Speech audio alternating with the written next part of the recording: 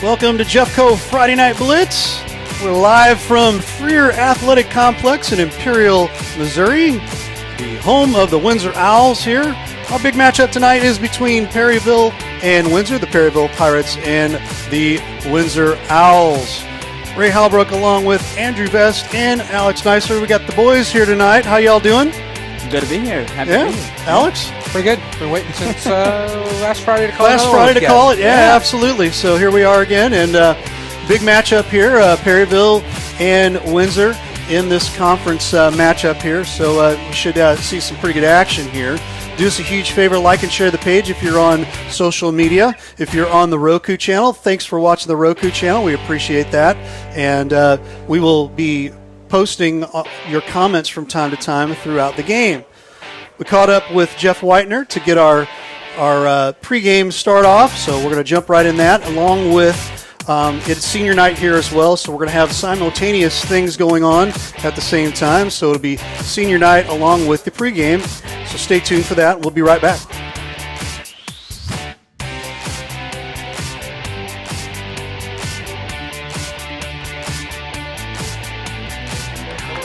We've made it to week 2 of the high school fall sports season here at Livestream STL. Let's take a look at our game tonight, which features the Perryville Pirates as they travel to Imperial to take on the Windsor Owls. Windsor was dealt a shutout last Friday in week 1 as they lost on the road to St. Clair by a score of 41-0. Pirates fell victim to a brutal ground attack that wore their defense down on long drives. Perryville's offense could muster only 105 total yards against the Bulldogs' defense. Senior signal caller Evan Doherty for the Pirates threw the ball 7 times, but all for passes of 5 yards or less. On defense, the Pirates were led by senior linebacker Dylan Holt with 8 tackles. For Windsor, they had quarterback Derek Williams. He was a one-man wrecking crew, and you saw that game right here on Livestream STL. They came from behind to beat Herculaneum in week 1. Williams appears to have returned to form from last season before he was injured, which sidelined him for most of the schedule. Williams rushed for 139 yards and passed for 37 more. He even kicked a field goal in the Owls' 16-12 victory over the Black Cats. While he was a one-man wrecking crew, Derek Williams does have a big-time receiving threat in Connor Begeman and a bulldog of a runner in Chris Butts. Chris Butts is also the Owls' leader on defense, calling the shots and making 9 tackles from his linebacking position. Windsor also had a big game from senior defensive lineman Zach Ockerbeck, who collected 8 tackles against the Black Cats. For Perryville to win this game, they must contain Derek Williams. You might see the Pirates go to a 3-man front and add an extra linebacker to cover more of the field, or go to a nickel package in the secondary. On offense, Perryville must utilize the balanced attack so Windsor doesn't focus exclusively on stopping the run. If they can't establish that short passing game, it could be a long day for the Pirate offense. Perryville must put together long, sustained drives. For the Windsor offense to be successful, they need to take what the defense will give them. If Perryville uses too much manpower to contain Williams, that should free up other players like Begeman and Butts for big plays. On defense, the Owls' game plan should be simple. Stack the box, plug the gaps, and focus on stopping the run. Dare Perryville to throw the medium to long passes. Okay, we're here with Coach Alex DeMatteis. How you doing, Coach? Next, we have Shane Craig. Real good. Coming off a big win last week at Herculaneum, 15-12. Shane is accompanied by Rich and Carol Craig. Your thoughts overall on game 1? Shane has been a member of marching band for 4 years. Yeah, I was really happy with our start, for 4 years. Scoring on the first Indoor drive. wins 2 years. I think that as the game went on, I think it was very telling that we didn't have as much of a summer as we usually do. I felt like, some of the things that we were limited on as far as strength conditioning and getting ourselves into really super solid football shape really started to show up. Give Herky a lot of credit. I think they played hard. I think they had some really hard-nosed kids, especially their 2 running backs. Next we have Michael Durali. And they gave us fits, but at the end we were able to muster up enough stamina at the end of the game to pull one out and with a big play by our Michael's quarterback, been a member who we of missed marching last band year, for and I'm 4 glad he's years, back and jazz band for 4 able years, to get a stop and concert defensively. band for 4 years. We haven't had many opportunities to kneel He on the ball plans to to end the attend game. Webster It was kind of nice University to for close the game business out and like that. audio engineering. Talk about your quarterback, Michael Mr. Williams, Dewalt. over there. As far as recovery time and, kind of looking at him from preseason, maybe even through camps. Our do you next feel like he's senior 100%? is Cameron Grubbs. Yeah, as I told another media outlet yesterday, it's Cameron is I'm being not a big accompanied by Christy and Kevin 110% believer Grubbs. kind of guy, but as far as going Cameron has beyond been a member of the 100%, what does that marching even band for mean? 4 years. But I think that's concert what's band happened in 4 his years, recovery. It's pretty and neat. indoor wins 1 year. I had him in class last year, so He plans to attend Jeffco I had to him learn in football. and He trade would come in. I immediately had him after after surgery. high school, And and I then kind of transfer saw, to the university to earn a degree in business. disappointment on his face Cameron and the Grubbs. struggles that he went through. I tore my ACL my junior year of high school, so I kind of remember what it was like to lose my football season and just, if that's a big part of your life, the emotions that go with that. Next, we have But, Madison he went out and Honeycutt. hit the basketball court in late January last year and played baseball and Madison summer is being baseball, and accompanied man, he's by bounced Jamie back. Stewart.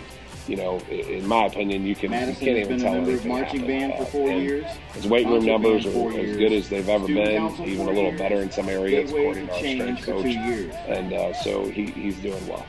Madison Great, plans good to to hear. go to Missouri Tell us a State little for bit an about undergrad with degree in the early childhood COVID education. restrictions and the different mandates that are kind of Madison put in Honeycutt. place right now. Have you guys been able to adapt to that well, and how's the team as a whole doing with that?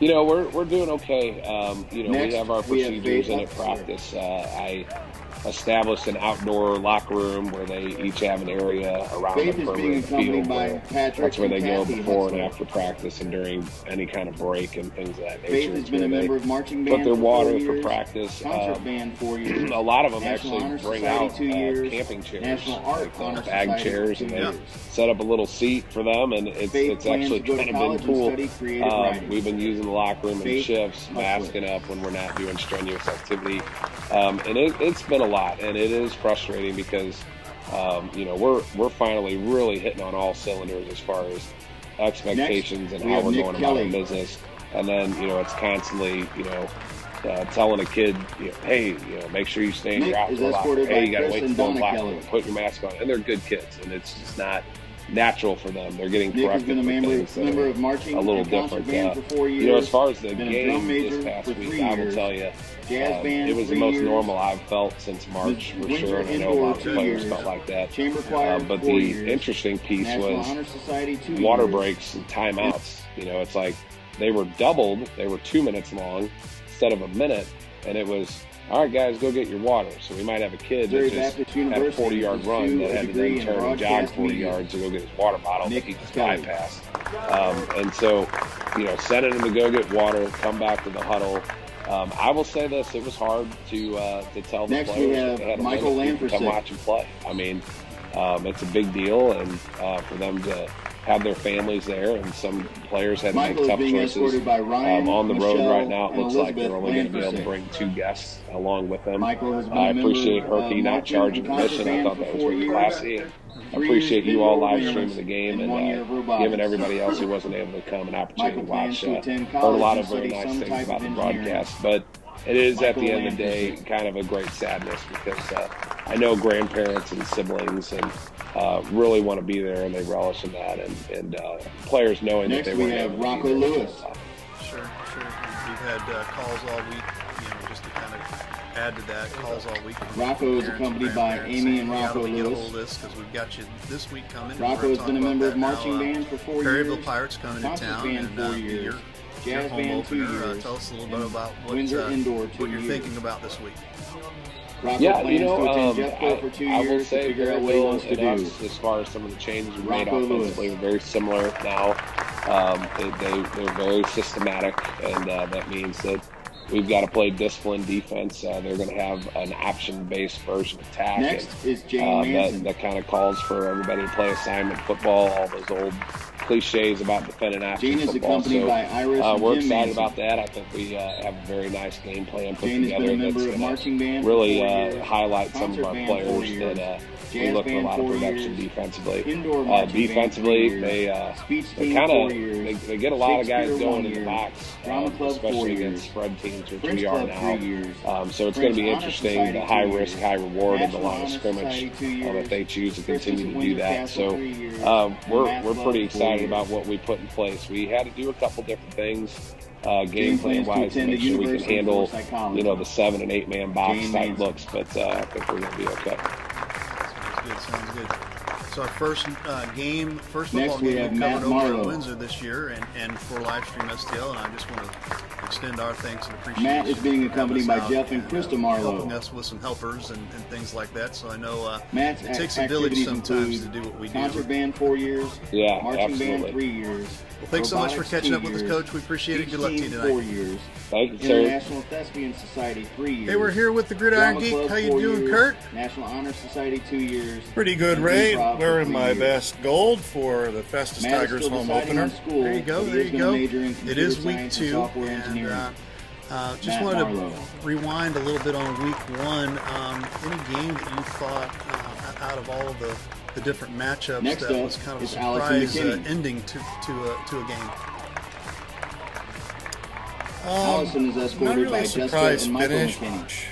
to Allison any has been a scrum member in of Jefferson marching band for County. 4 years, Obviously, Herky concert band 4 years, by Team taking Cert 2 on years, a school robotics twice 1 its year, size. and book club 1 year. I know it's the Windsor Owls, but this isn't Allison your plans mama's to attend Windsor Jeffco Owls for 1 semester, anymore. and They're a then transfer competitive to the team. University of South And just for Alabama. Herky to have been there at the end was phenomenal. Allison McKinney. I thought that Coach Cody Hunter's scheduling gambit in picking out these larger schools is paying off so far. He was vindicated last Friday night. Next is Also, Abigail a result Mullins. from outside Jefferson County that affects our schools this week.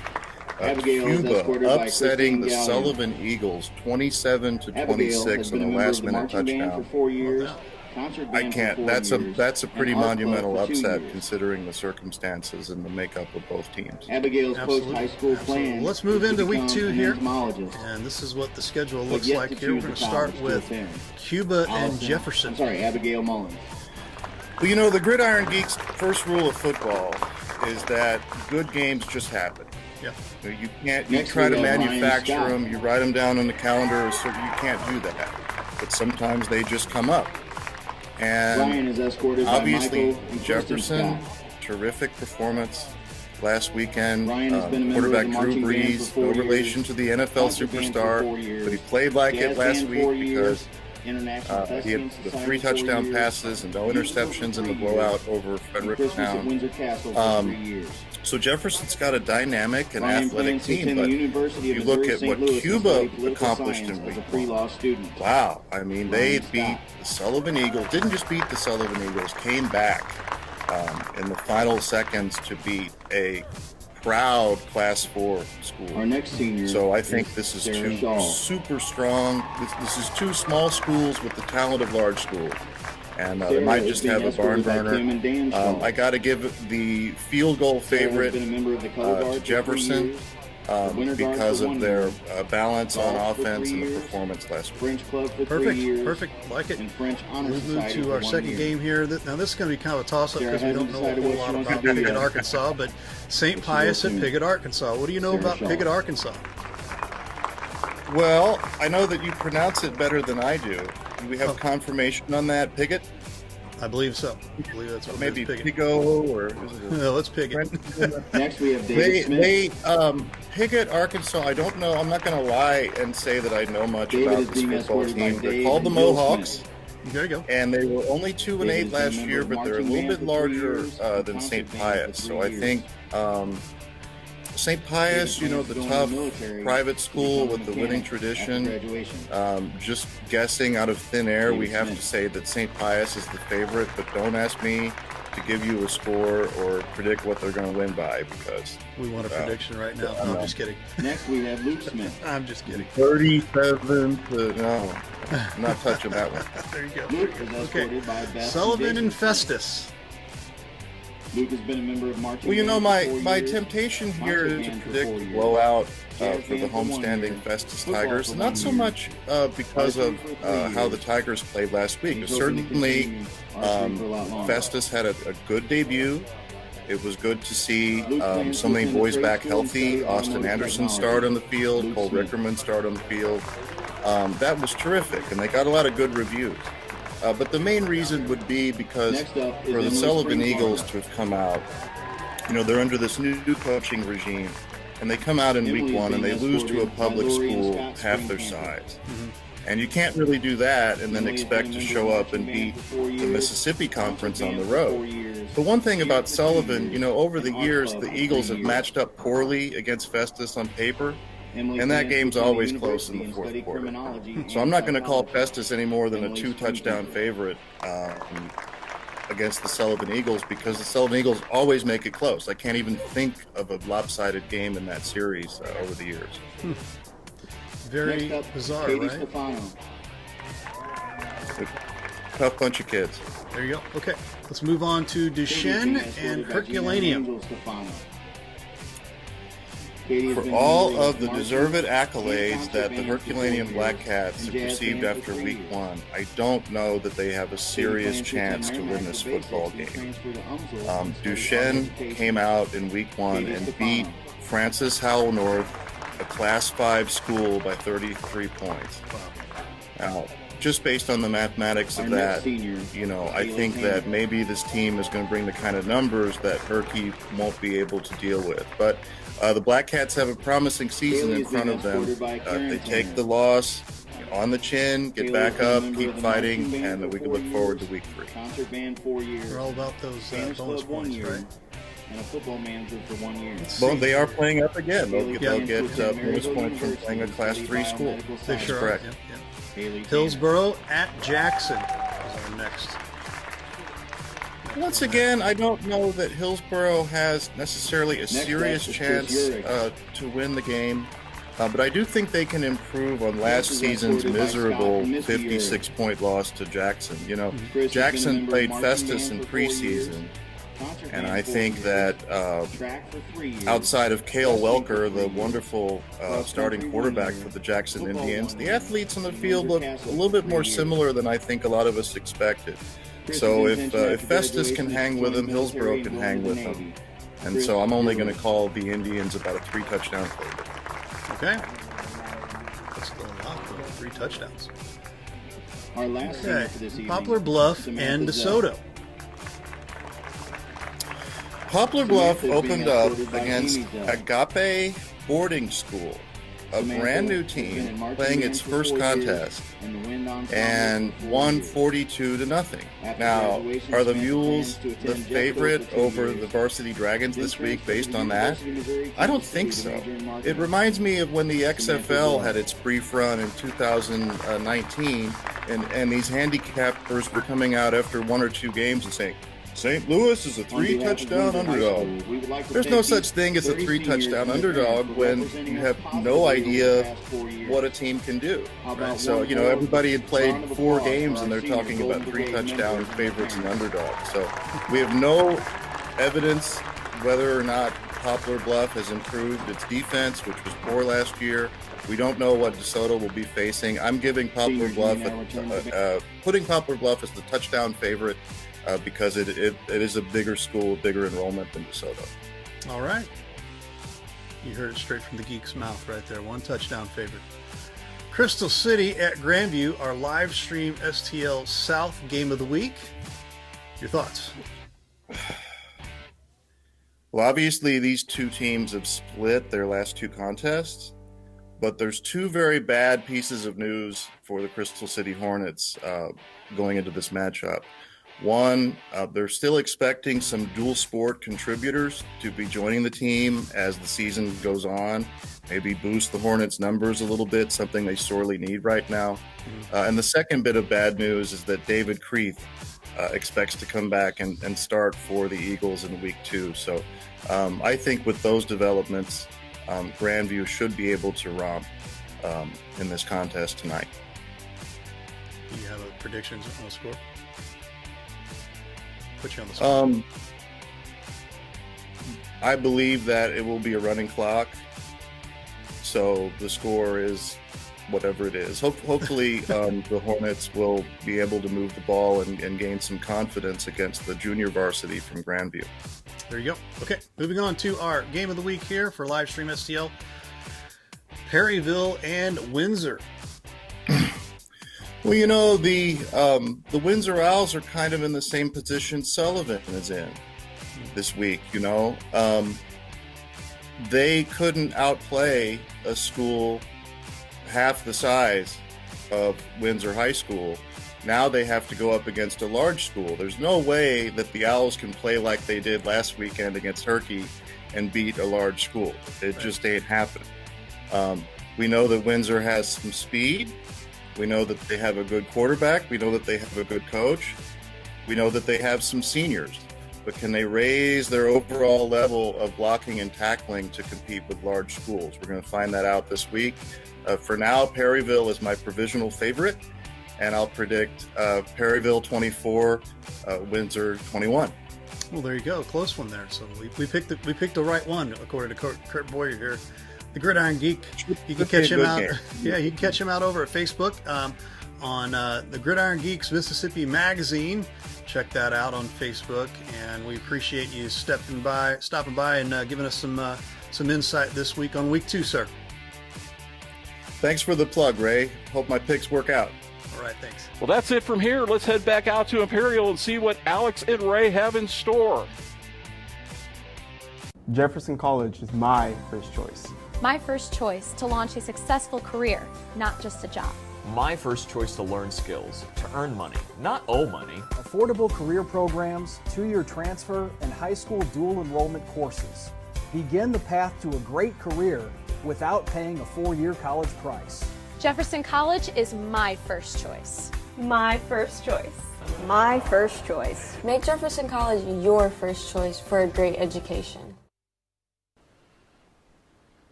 Since their inception in 1980, SMCI has always been about high integrity and treating people the way you would want to be treated, just like family. Mostly known as a commercial contractor, SMCI has now decided to give the family treatment to everyone.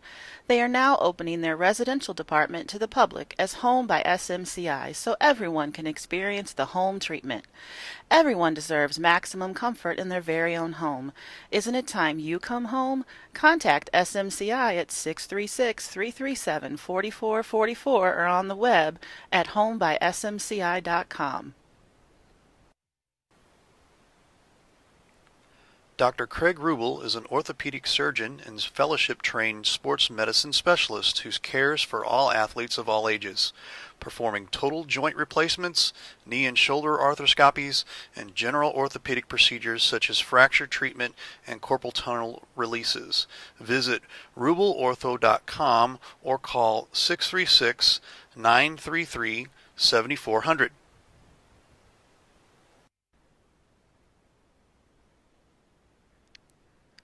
Jones Animal Health Clinic, taking care of the furry family members in your life. Walk-ins are always welcome. Visit the Jones Animal Health Clinic at 1237 Truman Boulevard in Crystal City or on the web at jonesanimalclinic.com or call 636-937-9000. Hey everyone, this is Chris Miller from the Coach's Box, and if you're needing some gear for your teams, or you're needing some hats embroidered, or you just need some custom masks done or something like that, I've got the hookup for you, and that's Look at That Shirt. No, I'm not telling you to look at that shirt. It's the name of the business, Look at That Shirt.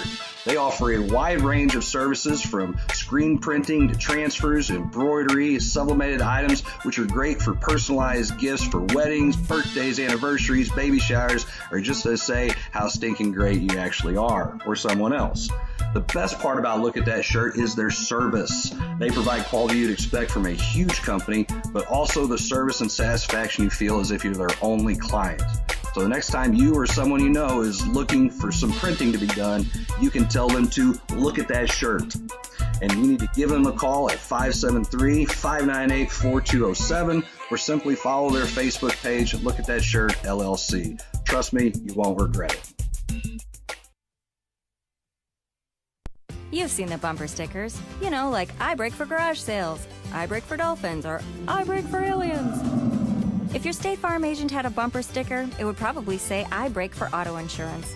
Because your agent's always ready to stop and listen to you, so you get the coverage you need to help life go right.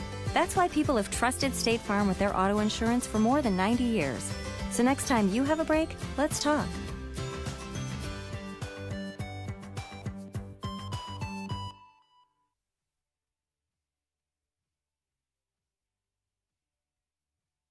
Ray, and I'll say real quick, I really admire what you guys do with this. I think everybody who's ever tuned into one of these, whether it's a Legion game, whether it's a high school baseball game, with basketball, football, whatever it is, I've heard nothing but tremendous feedback about Livestream STL and what you guys do and the quality of production, things like that. I would really encourage anybody who's involved in athletics throughout the county, or really anywhere in the metro area, anybody who's interested in sponsoring activities to get on board and get involved with this. I think it's added a ton to what we do here. It's added a ton to the program.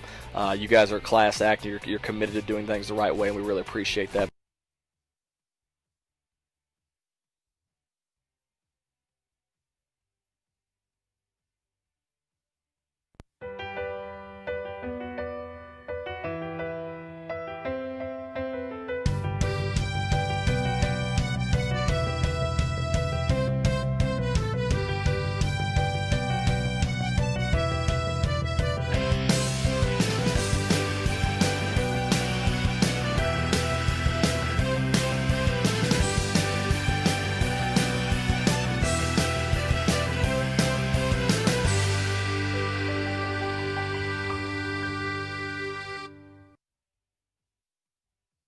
Hi, this is AJ Ofadale, head football coach for the Festus Tigers. Hi, this is Dan Fox, Crystal City Hornets football. Hi, this is Coach Alex Rowley from the Jefferson R7 Blue Jays. You're watching high school football. And you're watching high school football. You're watching Livestream STL.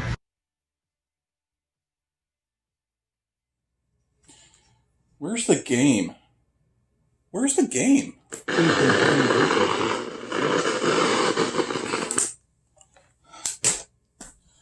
Where's the game?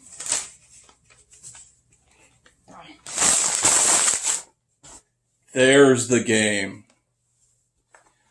Livestream STL, now available on Roku.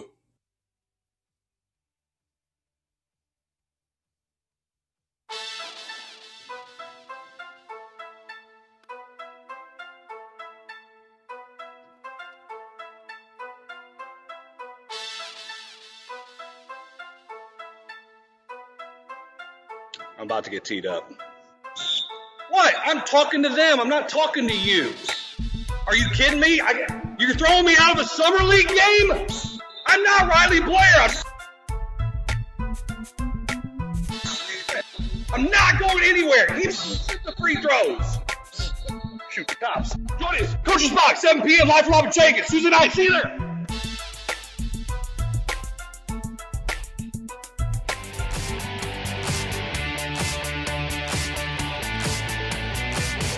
Welcome to Windsor High School. We have a great matchup for you this evening. Windsor is going to welcome in the Perryville Pirates as Windsor looks to continue to build off their Week 1 win against Herculaneum, and Perryville looks to rebound from their, what I believe was their Week 1 loss. So here we go. We have Aladdin Garris set to kick it off, and he's going to kick it deep for Michael Wolcott. Wolcott comes to the near side. He's across the 30. He's across the 40, cuts back right. He's going to be brought down around the 46-yard line. An excellent open return for Michael Wolcott, and that's going to be where almost Herculaneum. You said Herculaneum. It's where Windsor sets up, but there is a penalty flag down around the 33-yard line. Yeah, Alex, it looked like there was a block in the back there against Windsor. Let's see if that's what the call is. I believe you were right. And it'll push. What a great run by Wilcott, able to get to the outside line and pick up a big play, but unfortunately penalties will put them back quite a bit there. All the way back down to about the 17-yard line of Windsor. So what was going to be 1st and 10 from their own 46 is now 1st and 10 from their own 17. Williams in shotgun. If you watched this last week, similar formation. Man in motion. It's going to be handed off to the motion man. It's going to be a sweeper on the outside. He's got some room. He's going to be knocked out of bounds around the 27-yard line. Yeah, and I wasn't here for the Windsor game last week, so you know this better than me with that run out to the outside, if that's a common play for Windsor. But great run by Wilcott again, able to pick up 9 yards there for Windsor. Let's see what they can do here with this play. Second down and 1. Second and 1 from the old 26-yard line. Williams in shotgun. It's going to be a handoff up the middle. Staying on his feet. It's going to be enough for a Windsor Owl first down. Brought down around the 30. That looks like it was Chris Butts there for the Windsor Owls, able to power his way through the defensive line of Perryville Pirates and pick up that first down for Windsor. Great run by Chris, and even better block there for the offensive line of Windsor there. So another 1st and 10 for the Owls, this time from their own 30.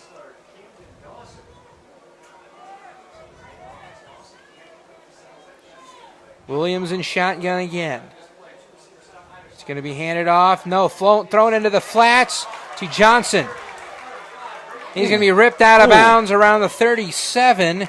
Almost looked like a horse collar there for a second. He actually pulled down from the bottom of the jersey, not the top. That was actually A.J. Patrick, rather. Mm-hmm. His number listed all the way down on the bottom of our sheet here. It looks like he's the only freshman player there for the Windsor Owls. So second and around 3 or 2, depending on your point of view, what you want to look at. Thrown over the middle, and it's going to be caught by Wolcott, and the ball's on the ground. Who came up with it? It's going to be... It'll be a first down for Windsor, it looks like. I think that was out to Chris Butts again. Wolcott. Was it Wolcott? Was it 28 or 29? 1st and 10, Windsor from their own 46-yard line now.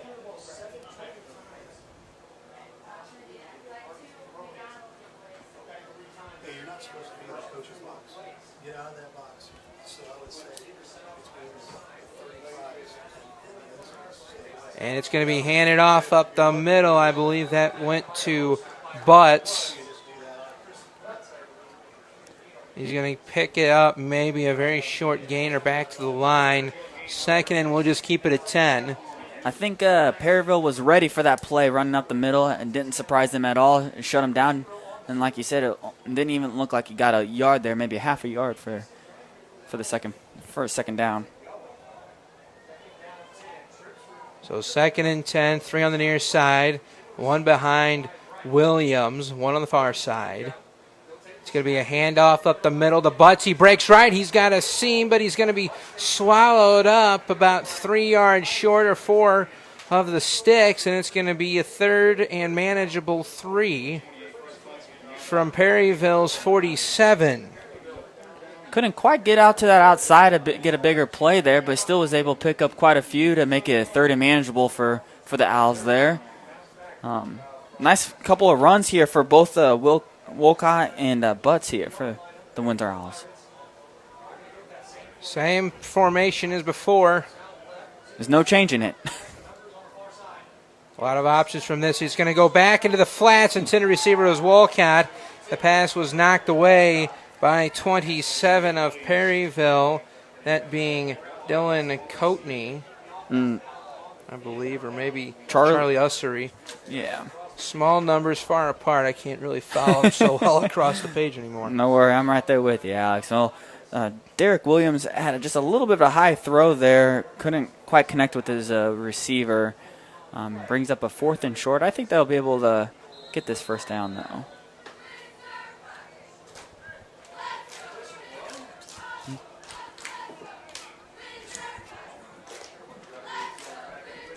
William, go ahead, Alex. I'm sorry. I don't even know what they're doing out there right now. Trying to figure out what play they want to run with the 4th down. I think they have a clock malfunction, possibly. determining what play clock they want to have it onto. So here we go. They have it set up. 4th and 3. Can they convert on their first 4th down attempt of the night? Williams in shotgun. And it's going to go to Wolcott in the flats, getting off his block, but doesn't matter. Wolcott is going to be brought down around the 39-yard line of Perryville, enough for a Windsor Owl first down and good enough to continue this drive. Great throw by Williams and an even better catch by Wolcott. It was a little bit of off throw, but he was able to pull it in and get the first down for the Owls and pick up even more. What a throw.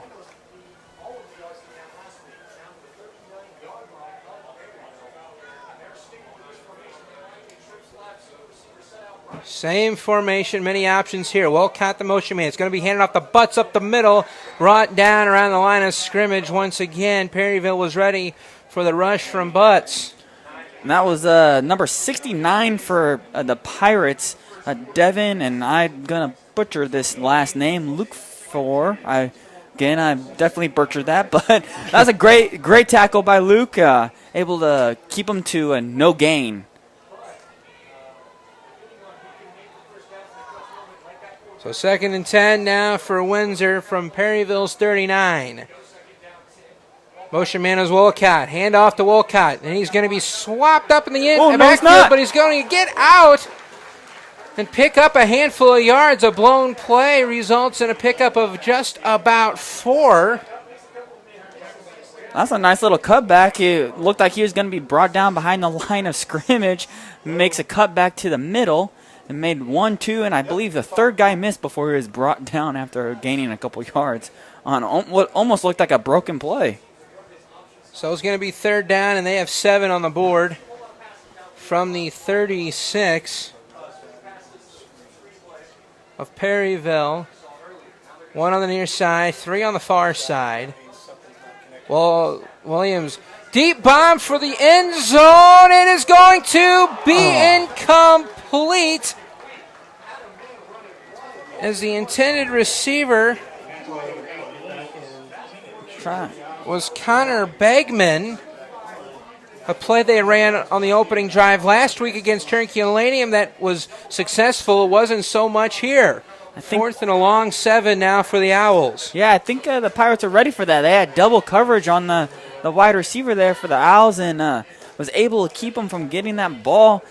Boy, but he was standing tall over those 2 Pirates players. So 4th down and 7. They're going for it. Trips on the far side. Single man here. Dropping back, rolling out. Going back to Beckman, and he's going to be incomplete. A big play from 84. Sam Barber getting his hand in there, knocking that ball down, and that was a first down or maybe a touchdown he just prevented. But now it's a turnover on downs, and Perryville's going to start on their own 36, and no points on the board for Windsor on their opening drive. Yeah, and Connor looked like he had that ball, but just like you said, number 84, Sam Barber, was able to tip it out of his hands to make it an incompletion and a turnover on downs. Looks like they're... let's see what they're doing here. Are we doing a water timeout here? I believe so. 6:45 to go in the opening quarter. No score, Perryville. 1st and 10 when we come back. You're watching Friday Night Blitz here on Live Stream STL.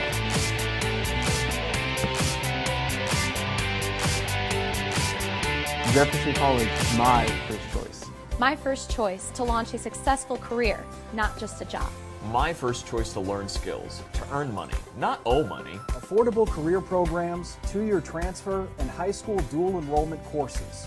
Begin the path to a great career without paying a 4-year college price.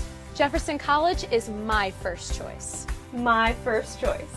My first choice. Make Jefferson College your first choice for a great education.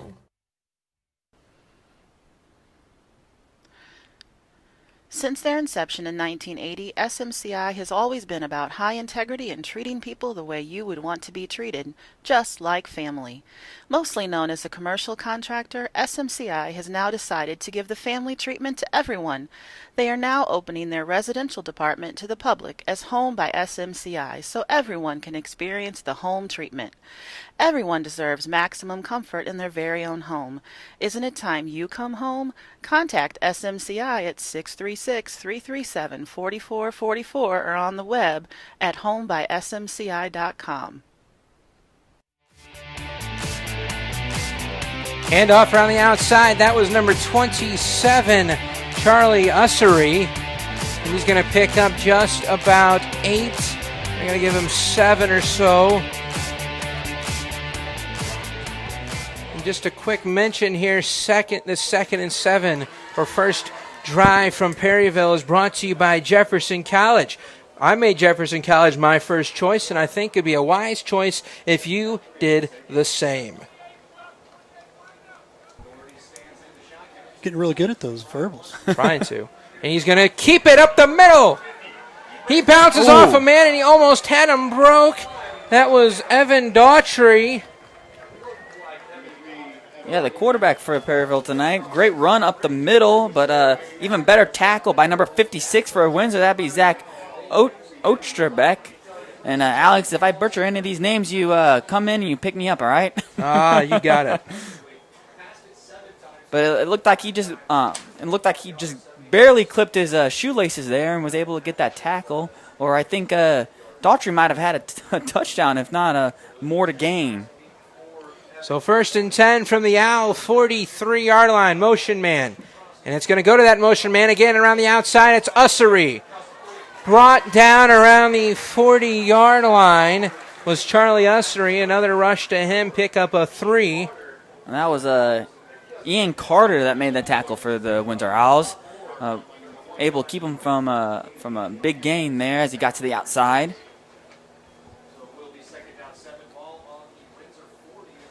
It's like the Pirates and the Owls got the same setup here in shotgun formation. Why change what's broken, though, I guess, right? Exactly that. Motion man again. And it's going to be handoff up the middle. Barrel rolling forward, brought down just shy of the 35. Put him at the 36. That was number 36. That's a 34. 34, that'd be Aladdin Garris. Nice little run there by Aladdin. Made it 3rd and short for the Pirates. 3rd and manageable, what they like to say. Figuring out what play they're going to come up with here. And I meant to say, don't change what's not broken, not what is broken. I think it's if it ain't broke, don't fix it, right? Hey, well, someone was going to catch me eventually. And it's going to be a quarterback keeper again to Daughtry. Up the middle he goes, and he's going to cross the 25, give him 24, enough for a first down.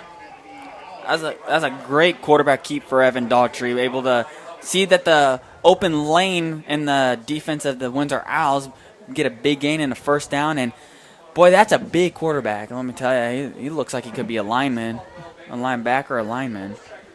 I'll give him a lineman, linebacker, rather. So 3:48 to go and counting down. 1st and 10 from the 25. It's going to be handoff up the middle. No, Daughtry's kept on the outside. He's going to be brought down around the sticks. Will depend on the spot. I think he's a yard shy. Alex, he fooled both you and I. Looked like he was going to hand that off to number 33. That would be Dylan Holt. Kept it out to the outside. Was able to get a big gain. Where did they mark him here? Look, I thought he was at the near the first down. 17. You know, Daughtry could be a lineman here in Jefferson County, right? I don't know. Them some pretty big boys up there. Hey, good point.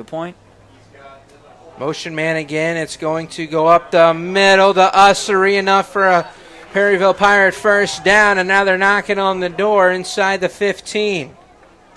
There's another great run up the middle for Ussery. Just keep pounding the inside. Eventually something's going to open up and get a big gain, or even open up for your quarterback with a few quarterback keeps that he's had this drive here today, this evening.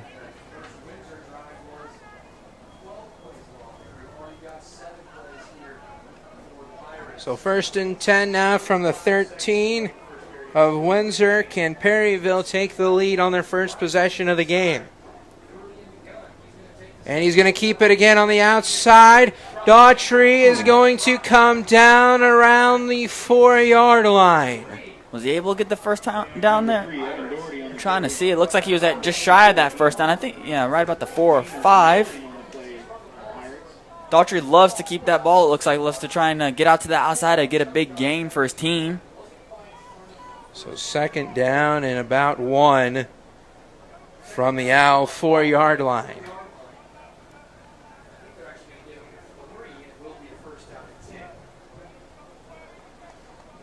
See if Daughtry decides to do another quarterback keep to get the first touchdown on the board tonight. Daughtry and shotgun man right behind him. Motion man coming across the screen. Around the outside, he's going to scoot into the end zone. Touchdown, Perryville. Jay Jannon with the score. That was a great run by Jay Jannon. Way to get out to the outside, break a tackle or two, and get into the end zone for the first touchdown of the evening. Goes to the Perryville Pirates. Seemed very easy for the Pirates. Windsor needs to tighten up their defense if they want to keep them out of the end zone for the rest of the night. So we're going to see Aladdin Garris come out for the point after attempt, looking to make it 7-0 Perryville. On a drive that started from their own 36. Bad snap, and Daughtry's going to keep it. He's rolling to the near side, looking downfield, throws it back, and it's going to be caught, and there's a flag down. I think it was a lineman who caught it or an ineligible man, and that's what the call's going to be immediately from this near line judge. So the play is no good. You know, it was just a low snap for Daughtry to be able to get it set up for his kicker, so he had to make something happen with when there wasn't anything going on, really. Well, they're going to bring it back. Maybe it was a false start before the play or something, but here we go. See what they decide to do, if they want to try and kick it again, or might as well have Daughtry trying to either run it in for the 2-point conversion or even throw it. So they're going to knock him back to about the 7-yard line. Kicker's still out there. That's Aladdin Garris. Daughtry will be your holder. Looking for a better snap this time. High snap. The kick is off. It is wide left. So no PAT, but the touchdown from Jannon is good. 6-0 Perryville, 1:47 to go in the opening quarter. And you're watching Friday Night Blitz here on Live Stream STL.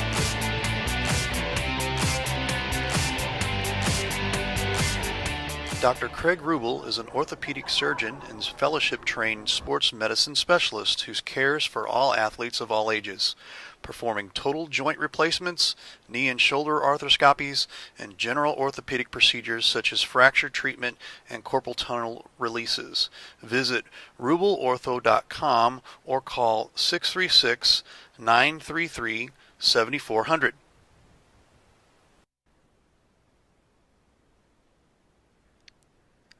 Jones Animal Health Clinic, taking care of the furry family members in your life. Walk-ins are always welcome. Visit the Jones Animal Health Clinic at 1237 Truman Boulevard in Crystal City or on the web at jonesanimalclinic.com or call 636-937-9000.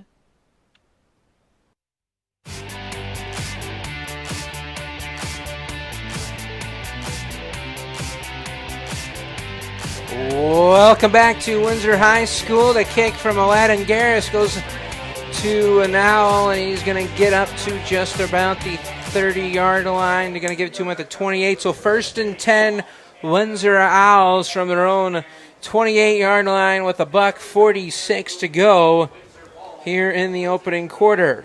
And Windsor had a great, not a bad drive to start off this game this evening, and maybe they can get into the end zone here on their second drive of the game. Williams in shotgun. Double wide, man behind, motion man. That is Wilcott, but Williams is going to keep it as he runs up the middle, gets down to the 30. Yeah, Williams was able to pick up a few yards there to make it second and manageable, I would say, for a second down. But The Pirates really tightened up their defense there, keeping Williams from getting a big gain, and they're really looking good today. The defense here, the Perryville Pirates. Yeah, Perryville's come out to say they're going to stop the run. Got an early score over at Grandview. Grandview 14, Crystal City nothing. Over on our live stream STL South page. As Williams is going to keep it spin. Move goes nowhere once again. Perryville definitely ready for that run option from Williams, as they were so ready there as we approach 50 seconds to go in the opening quarter. Yeah, it looked like more than half of the Pirates team made that tackle on Williams. He just had nowhere to go. He was just barely able to make that line of scrimmage before that whole defense decides to take him down. But yeah, Owls need to figure out what to do here. They seem like the Pirates have really got them figured out here on this run game. 26 seconds to go in the opening quarter. Trips on the near side, one on the far side. Williams remains in shotgun. He's going to option over to the flat, and knocking it away was number 1. That was Hunter Etley of Perryville, to knock that away, and that sets up a 4th and long for Windsor, and it appears they're going to punt this ball away. Was Hunter ever so close to picking that off and taking it in for a pick 6 there? Didn't quite get it, but he is able to get the ball back over to his team. So great play by Hunter. Maybe next time he'll be able to get that pick 6 for himself. So 4th and 9. Windsor's going to send on their punting unit. And we're going to see a timeout taken. 11 seconds to go in the opening quarter. Perryville looking to add to their lead after the punt from Windsor. You're watching Friday Night Blitz here on Live Stream STL.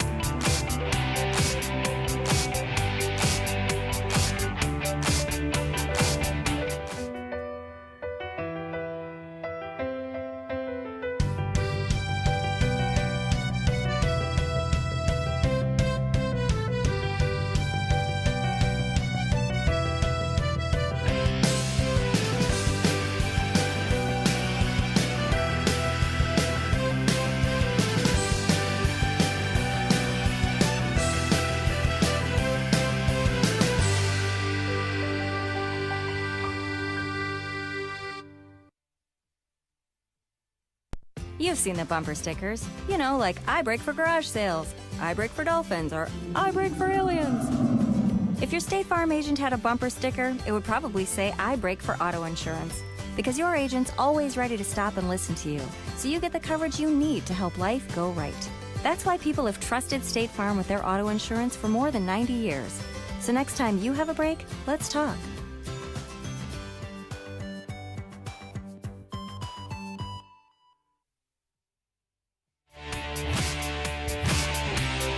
And the punt was fielded by number 84, Sam Barber, and immediately brought down just about where he caught that punt from Windsor. So 1 second showing on the clock, remaining in quarter one. Perryville set up 1st and 10 from their own 43-yard line. There it is. Thanks, Ray. That was a great punt by Windsor. You don't see many great punters here in high school in the Jefferson County area.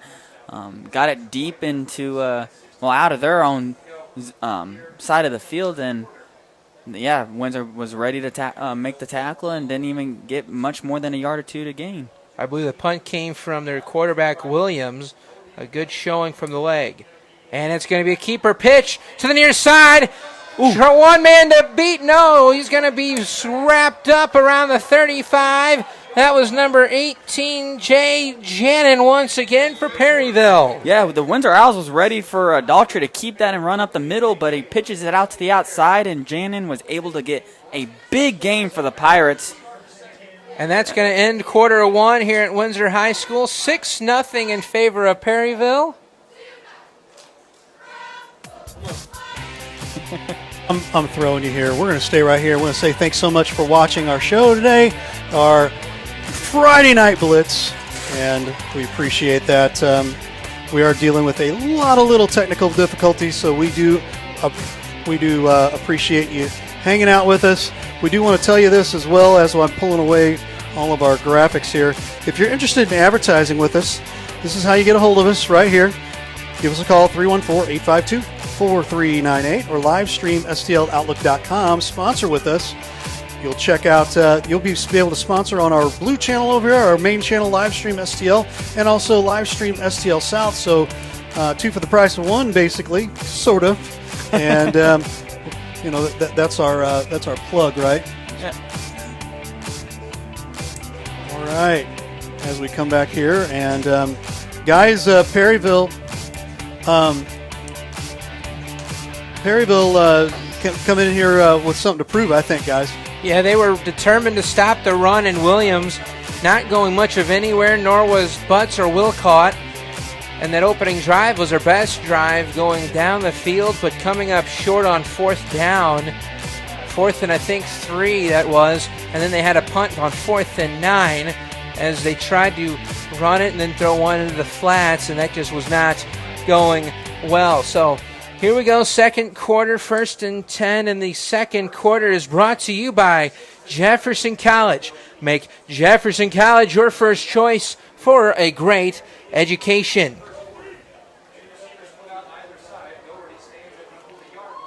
Daughtry's going to hand it off to the near side.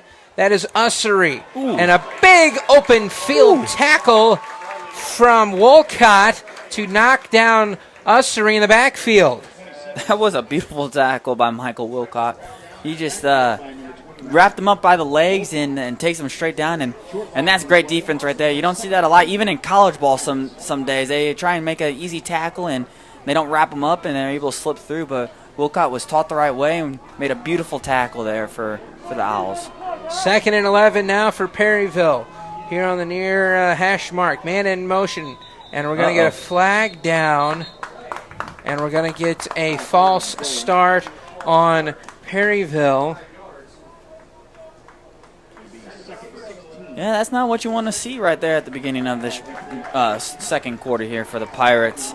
But just little mistakes, that's what you see in any football game, and just learn from them, and they'll see what we can do here, making it 2nd and long for their offensive side.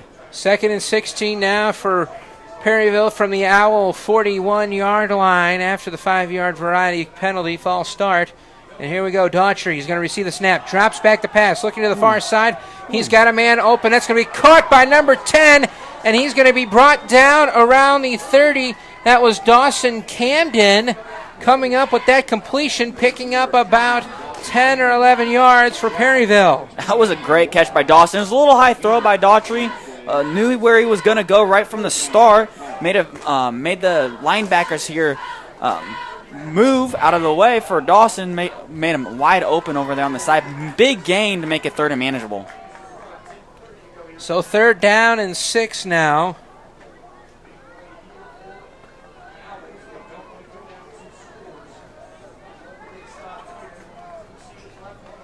Third and 6 from the Owl 30. It's going to be handed off up the middle to 34, and he's going to be wrapped up for a short gain. That was Aladdin again. Yeah, and I was working the camera here, so I missed the play a little bit there. It looked like Aladdin was trying to run up the gut, and the Owls just wrapped him up for a little to no gain. So that brings in a 4th and 5 from the Owl 26-yard line, or 29 rather. I expect Daughtry to do a little quarterback keep here. Wouldn't be surprised. Daughtry's going to keep it. It's going to be an option. Daughtry up the middle. It's on the ground. Windsor. It looked like they fell on it first. Waiting for the official call, and there it is. Windsor's recovered the Daughtry fumble. And there's a lot of players falling on that ball. Couldn't quite see who ended up picking up in the end. But just like we looked, what we were seeing, Daughtry, the Owls were seeing it as well. Daughtry with the quarterback keep to try and get the first down. And the Owls were all ready for it, wrapped him up, knocked the ball loose, and able to pick up the fumble. It appeared Daughtry was going to be short of the line to gain nonetheless. but that big fumble there, and Windsor's going to fall on it. It's going to be 1st and 10 from their own 27-yard line. Williams in shotgun. Same look we've seen all night.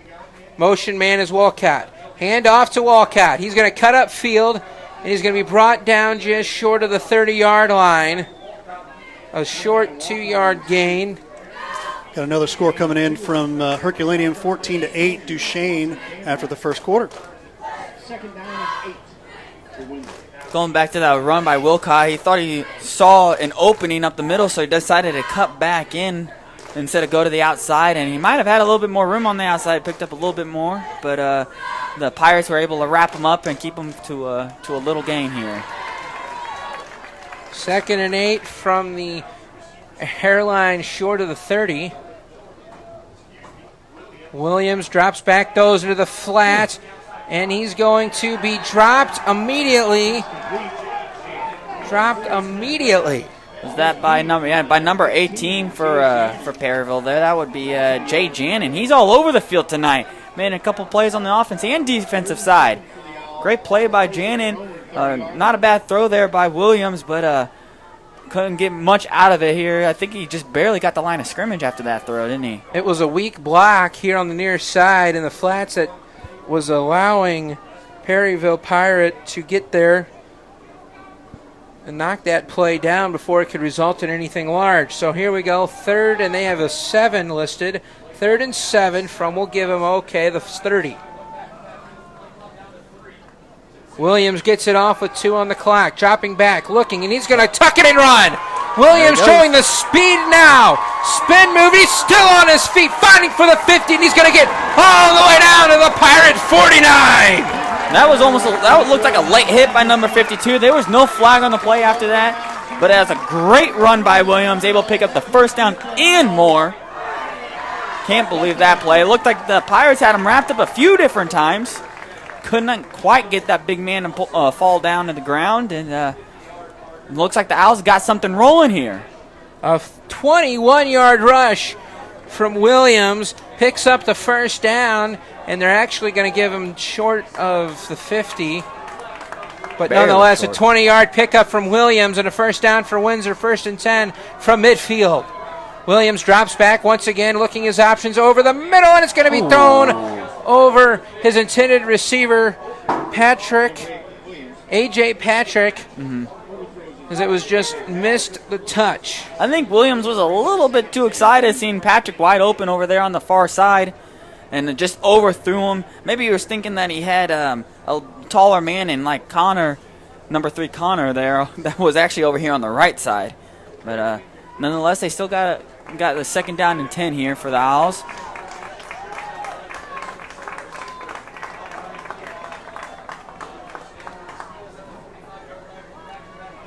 Trips on the far side, single man here. It's going to be Williams with the keeper, and he's bouncing, and he goes really nowhere, maybe picking up 1.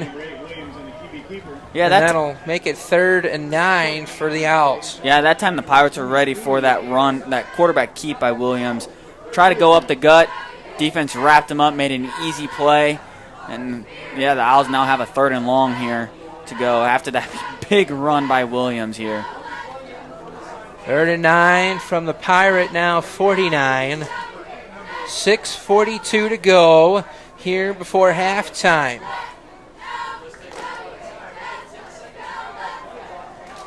They need to hurry up. Play clock winding down to 6, 5, 4, 3. They get it off with 2. Throw it in the flats. Wilcott turns around finally, and he's going to be brought down for a big loss on the play. And going backwards were the Owls, and that's going to bring on the punting unit. Geez, I don't know if that was just too quick of a throw by Williams or Wilcott just wasn't ready for the throw. But, man, was he far behind that line of scrimmage, going nowhere. And just like you said, Alex, they're going to have to punt that ball away, being 4th down. It looks like 4th down and 15. So what looked like a big drive, great drive here by the Owls, gets shut down by the Pirates defense. We're going to see the leg from Williams once again. Perfect snap, and he's going to get it off. And that's going to go out at the 30-yard line. So with 5:42 to go before halftime, Perryville looking ahead to their 6-0 lead. First and 10, Perryville from their own 30, and you're watching Friday Night Blitz on Live Stream STL. Jefferson College is my first choice. My first choice to launch a successful career, not just a job. My first choice for classes that are guaranteed to transfer toward my major. Affordable career programs, 2-year transfer, and high school dual enrollment courses. Begin the path to a great career without paying a 4-year college price. Jefferson College is my first choice. My first choice. Make Jefferson College your first choice for a great education.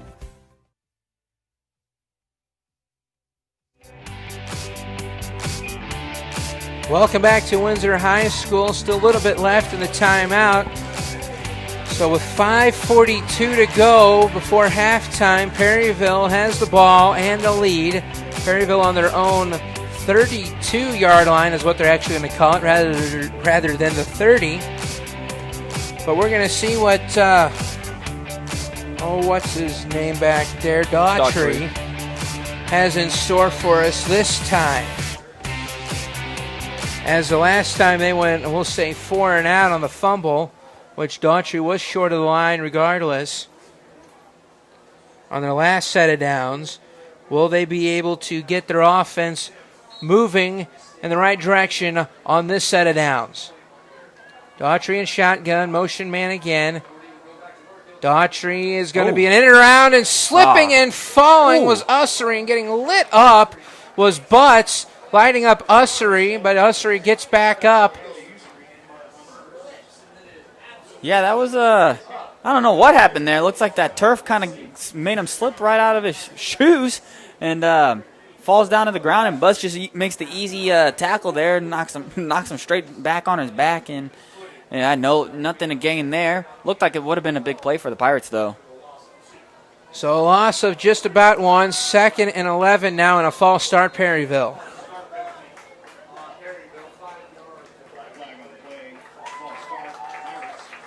Yeah, it didn't look like the center there was ready, just like the rest of the team was. But nonetheless, just going to be 5 yards further back from the end zone than what they were originally. Another update from our live stream STL South page: Grandview 21, Crystal City 6. Hey, appreciate it, Ray. Mm-hmm.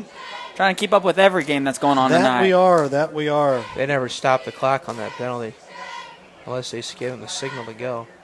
I don't know how that works. Daughtry drops back, but not before the false start penalty will be called once again on Perryville. No, Perryville is just shooting themselves in the foot right now, aren't they? Yeah. Just going further and further back. So now that's going to be a 2nd and 21 from the 21-yard line. You know, Alex, I think they listened to you this time. They stopped the clock real quick. Heard you from all the way up here, right?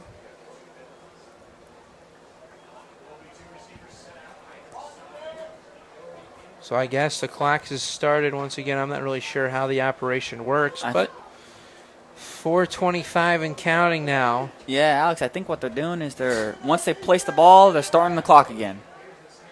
And now Daughtry scoots right. He's going to go to the far side and brought down on the line of scrimmage once again. And I think I come up with the answer in my mind that since the play before was a rush, as soon as, like you said, they place the ball, the clock will start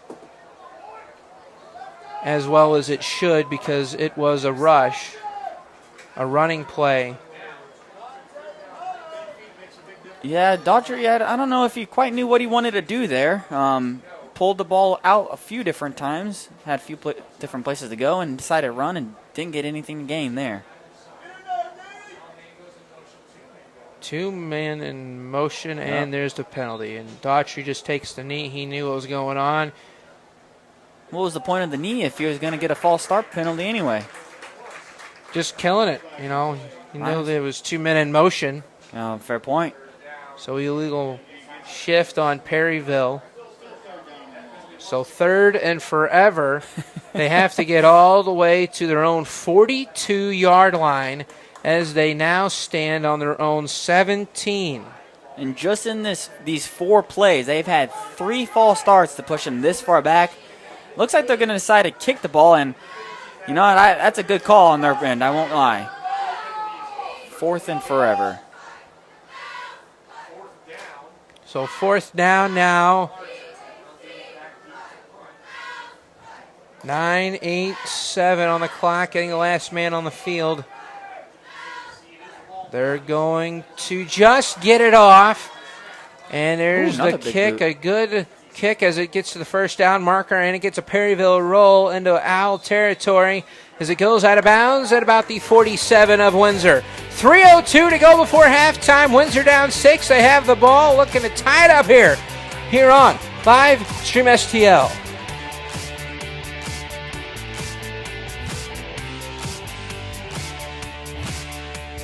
Guys, I've always wanted to ask you this since you're both pitchers. What's your favorite pitch? It's a fastball? Okay, I know. It's a curveball. No? Okay, well, what's your favorite pitch? Oh, yeah. Spitball. The Main Street Sports Show. You never know what we're going to throw at you.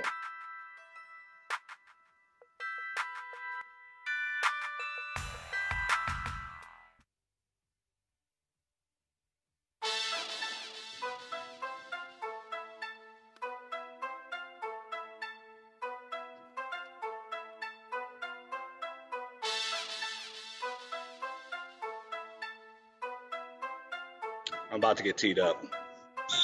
What? I'm talking to them. I'm not talking to you. Are you kidding me? You're throwing me out of a summer league game? I'm not Riley Blair. I'm not going anywhere. Even shoot the free throws. Shoot the cops. Join us. Coach's Box, 7 p.m. live from Robert Jenkins. Tuesday night. See you there.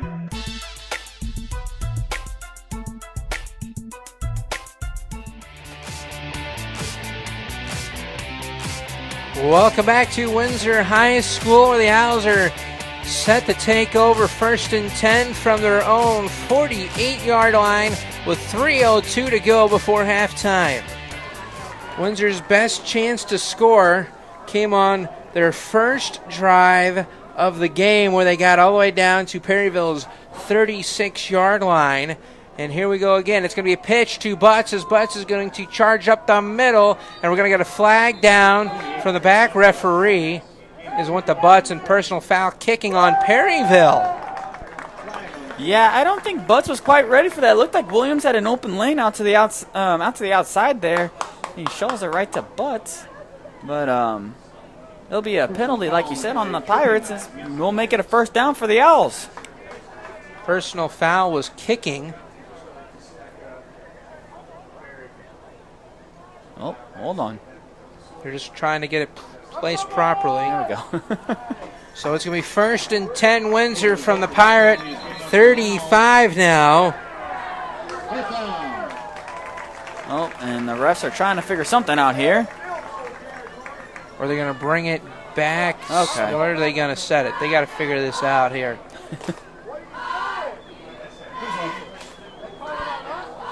They want to know who's on first. That's exactly what they want to do. So, okay. I think they got the placement this time. 1st and 3 now. Weird combination. Chains aren't set. Okay, 1st and 10. Throws into the flats. Caught Wilcott. Cuts left. He's going to the far side. He's going to be pushed forward down inside the 30. Was Wilcott with the catch and run. That was a beautiful cut back to the center by Wilcott. I mean, he made 1, 2, 3 guys miss before he was pushed forward to get an even bigger gain than what he already had. Gotta love that run by Wilcott, and a big 1st down for the Owls. So 1st and 10 once again for Windsor from the Perryville 20-yard line, and we're going to get a flag or a timeout taken. Which one was first? We're going to get a timeout taken by Perryville. 2:27 to go. The Pirates bring their final timeout. 6-0 Perryville. Windsor's knocking on the door. You're watching Friday Night Blitz here on Live Stream STL.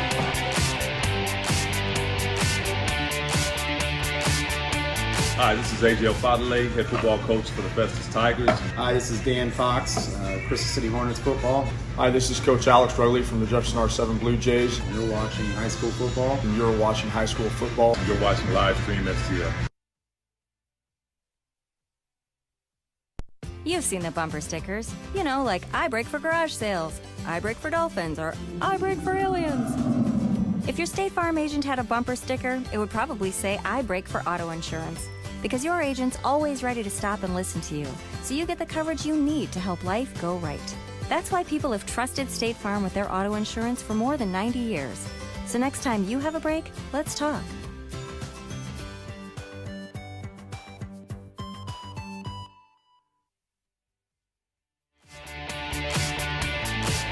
Welcome back. Going towards the end zone, and it's going to be out of bounds. Intended receiver was number 9, A.J. Patrick of Windsor, but instead it's going to fall to the turf, and it's going to set up 2nd and 10.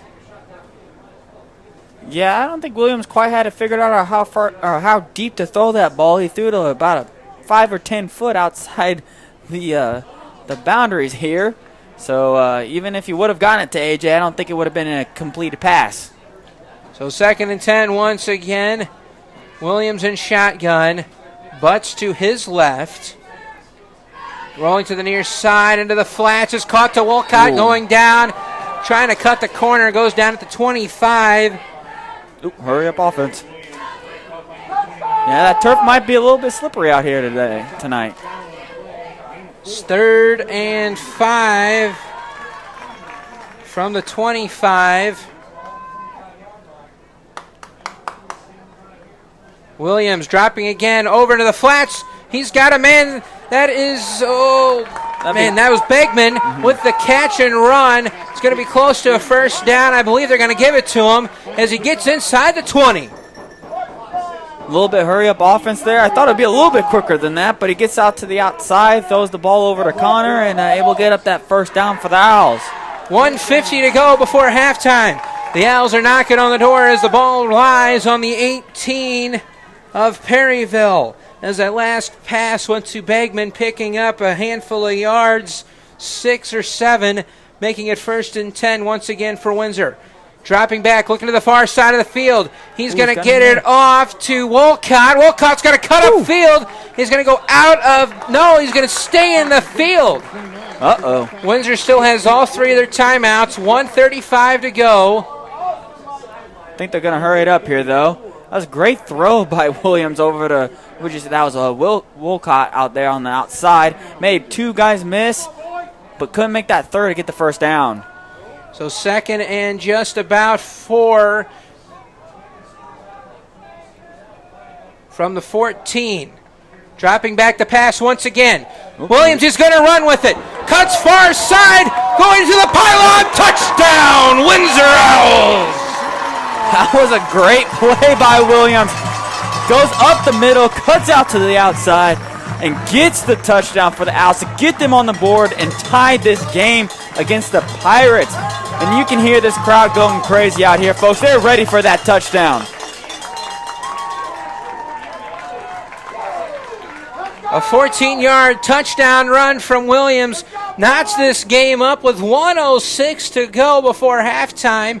And now the Owls are looking to take the lead from the man who scored the touchdown. Williams doing the kicking here on the PAT. Last week at Herky was very good. This one is off and short. That was no good on the kick from Williams. So 1:06 to go before halftime. Windsor's tied it up all at 6. You're watching Friday Night Blitz here on Live Stream STL.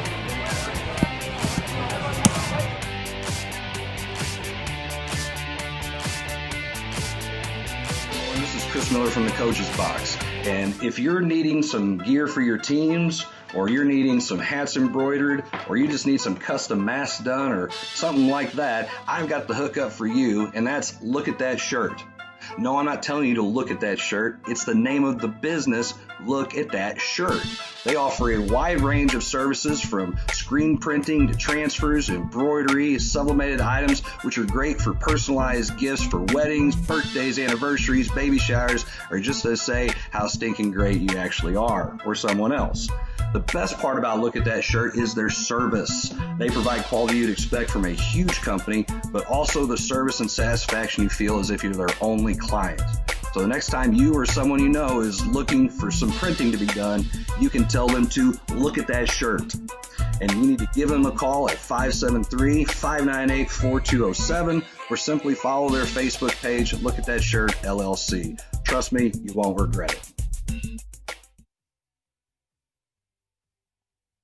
And the kick from Williams will be fielded at about 11, and he makes one man miss. Cutting back right, spinning, and going down around the 20. I think he got to about the 21-yard line with 59 seconds to go before halftime. Williams with that foot again and going back to right before the timeout. And it looked like it was a little bit of a slow snap. Or either that or the placeholder could not handle the ball. And just was a botched kick there, but that was a beautiful kick here to start off this drive for on the Perryville side, kicking it off to the Perryville side. And made one guy miss, but couldn't make the rest. So long field for a short amount of time here for the Pirates. They got to go 78 yards for a touchdown. And it's going to be Daughtry rolling out a bullet pass. It's going to be caught enough for the first down, and getting out of bounds was number 10 of Perryville, number 10.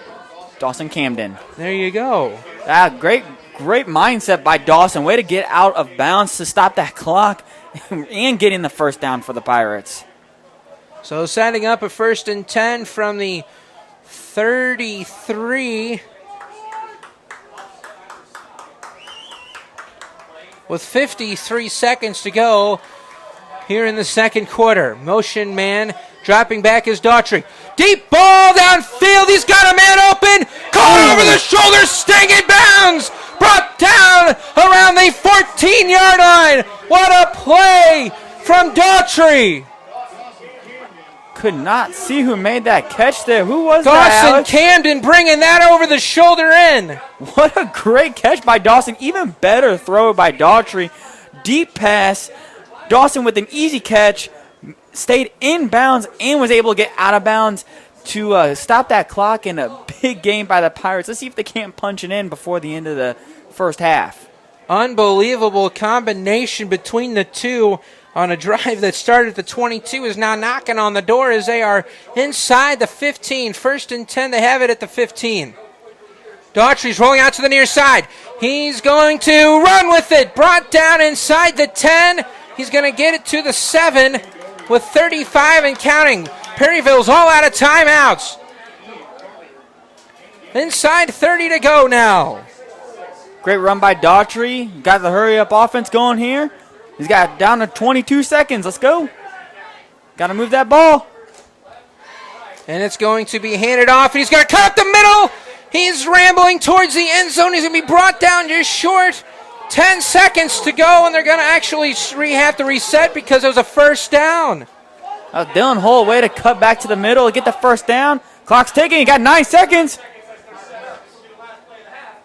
And he's going to down it, Daughtry, with 5 seconds to go. That was smart. That was a good idea. Yeah, very smart. With 5 seconds to go, and the flyover is a little late, but nonetheless, the helicopters arrived. Oh, I'm sure that's probably Fox 2 coming down.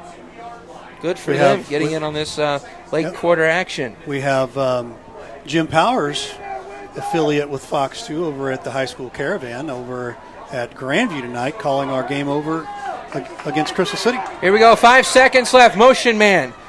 Daughtry is going to throw it to Camden. Touchdown, Perryville. What a throw by Daughtry. Even better cut back by Camden. Able to get into the end zone with 2 seconds to spare, and get that touchdown for Perryville. Able to go up by 6. Let's see if they can't make it 7 or 8 before the half. Unbelievable drive that started from the Pirate 27, ends in 6 points and the lead with 2 ticks left on the clock. And guys, remember, this drive started with 56 seconds left. And then what a quick drive here by the Pirates. Kick is a rainbow variety, and it's no good to wide to the right. So 2 seconds to go before halftime, and Perryville found the end zone. 12-6 once again. Perryville up 6. So we'll be right back, and you're watching Friday Night Blitz here on Live Stream STL.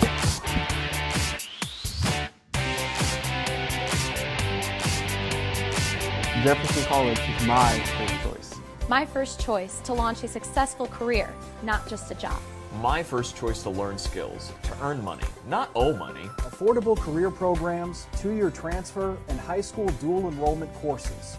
Begin the path to a great career without paying a 4-year college price. Jefferson College is my first choice. My first choice. My first choice. Make Jefferson College your first choice for a great education.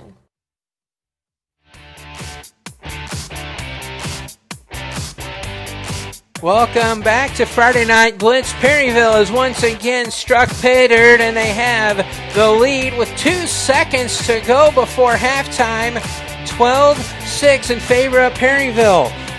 And that touchdown was brought to you by Camden, as he just took it straight down the field on 3 passes and a run from Daughtry. And it's going to be a little squib kick, and they're going to let it go, and now it didn't go 10 yards, so we're going to see a flag down. They're going to let the clock run out there? There It sounded should like be they 2 did. seconds. I don't know if you guys can hear that out there. You can hear the fans yelling it didn't go 10 yards. They're not really paying much attention. They threw a flag. I don't think you can end on a defensive penalty. That's what the problem is. Yeah. They threw the flag, so. Yeah. Coach DeMatteis out there double-checking that. It looks like they did throw 2 seconds back up there on the clock. But great drive there by the Pirates. They got down the field real quick, and like you said, Alex, beautiful plays. A few beautiful plays by Dawson there and Daughtry. Just they look good out there tonight in the first half. You wonder if that's going to continue throughout the second half as well. Mm-hmm. Program note here, we're going to let you know that we are going to take this stream down and try to fix some of our issues and then come up with the second half here. So I'm sure we've been getting people left and right asking questions, what's wrong with the internet. We are experiencing some major internet issues here, so we're going to try to fix that and hopefully have the second half back to you in its entirety with no issues. So there you have it. And the officials place the ball at the Pirate 48. So 48 yards to pay dirt. Do they take the knee and go to half? It doesn't appear so, as Williams stands in shotgun. You know, get one play out of this. Maybe go for a deep throw or a nice run. Maybe they can get a touchdown and tie it here before the end of the half. You never know. Defense is in prevent. Anything can happen. They got to go 48 yards for a touchdown. Williams drops back, fumbles the ball, picks it up. Cool complexion. He's going to launch it downfield to the end zone. Daughtry's there, and it's going to be incomplete. It's going to be intercepted, actually. Or intercepted, yeah, it was intercepted and a touchback, as that was number 7 of Perryville. Let's give them the credit. Aiden McGarvey with the interception in the end zone, but nonetheless, time runs out on the first half in some exciting action we've seen so far. 12-6 in favor of Perryville. And we'll be right back. Yes, we will. We're going to go ahead and kill this stream and start with a new one. We'll be back in just a little bit. Look for us back up on live stream STL.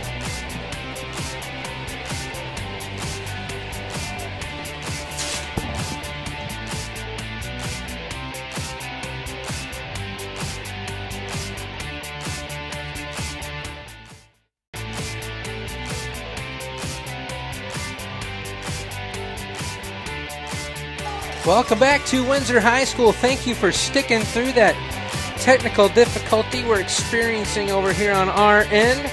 But nonetheless, we're ready to bring you third quarter action with a 12-6 Perryville lead, and the Pirates, after deferring the coin toss, will receive the opening half kickoff from the Owls. And this third quarter is brought to you by Home SMCI. Now serving residential customers. Isn't it time for you to come home as he's looking for home as he scoots across the 45-yard line. A great return. I couldn't quite see who that was that returned that ball there, Alex, but that was a short kick by Williams, who's been kicking the ball pretty well all night. And he kicks it probably about the 20-25 there of the Perryville side. And beautiful run, and like I said, I couldn't quite see who that was that made that run there. But I'm sorry, go ahead, Alex. I didn't know who was going to go over there. 1st and 10, Perryville from their own 45. Can they replicate the last drive? This is Daughtry taking it around the outside. Oh, lit up just shy of the 50. He was there and disappeared all of a sudden. I think that was a big hit by number 34 there for Windsor. If I'm not mistaken, that would be Ian Carter that had that big hit. But like you said, Daughtry's a big guy, so we can see him over quite a few of those players out there, and he just went down. Couldn't quite see him after that. Luckily, he was able to get up, so he wasn't that big of a hit. Able to pick up a few yards for the Pirates and make it second and 6. It looks like on our end. 2nd and 6 from the 49 of Perryville. Motion man, and it's going to be blown dead. You know, before that final drive that the Pirates had, they had a few false starts that pinned them deep. I believe it ended up being like 4th and 20 at one point. And it didn't look like they really had much going at the end of the first half. 4th and 26 when they punted. Is that back what it in was? the Good mid-second gracious. quarter. So that bit them in the foot there, made it 2nd and 11. So 2nd and 11, like he said, from the 44 of Perryville. Motion man, and it's going to be up the middle, wrapped up after picking up 4 yards. So that handoff went to Fernando Borquez. I am glad that you have to pronounce those names.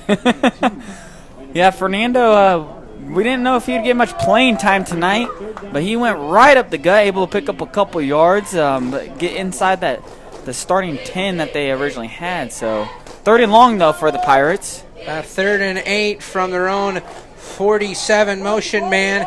Daughtry's going to keep it rolling on the near side. Looking down the field, and it's nearly intercepted by Williams as it was knocked away, actually, by the receiver, keeping Williams from coming up with that interception. Yeah, Daughtry kind of threw that ball a little bit short there, a little bit behind his receiver, short and behind. I don't know which way you want to look at that. Either way, not a very good pass. It looked like Williams was going to be able to pick that ball off. Unfortunately for the Owls, fortunate for the Pirates, it is going to be a 4th and long. It looks like the Pirates will punt the ball away with it being a 4th and long. 4th and 8, Dawson Camden back to do the kicking for the Pirates. Good snap. He's going to take a second and get it off. As Walcott is back to receive it, he's just going to watch it roll out of bounds at, let's just say, the 20-yard line. 10-11 to go before we go to the 4th quarter. 12-6 Perryville. You're watching Friday Night Blitz here on Live Stream STL.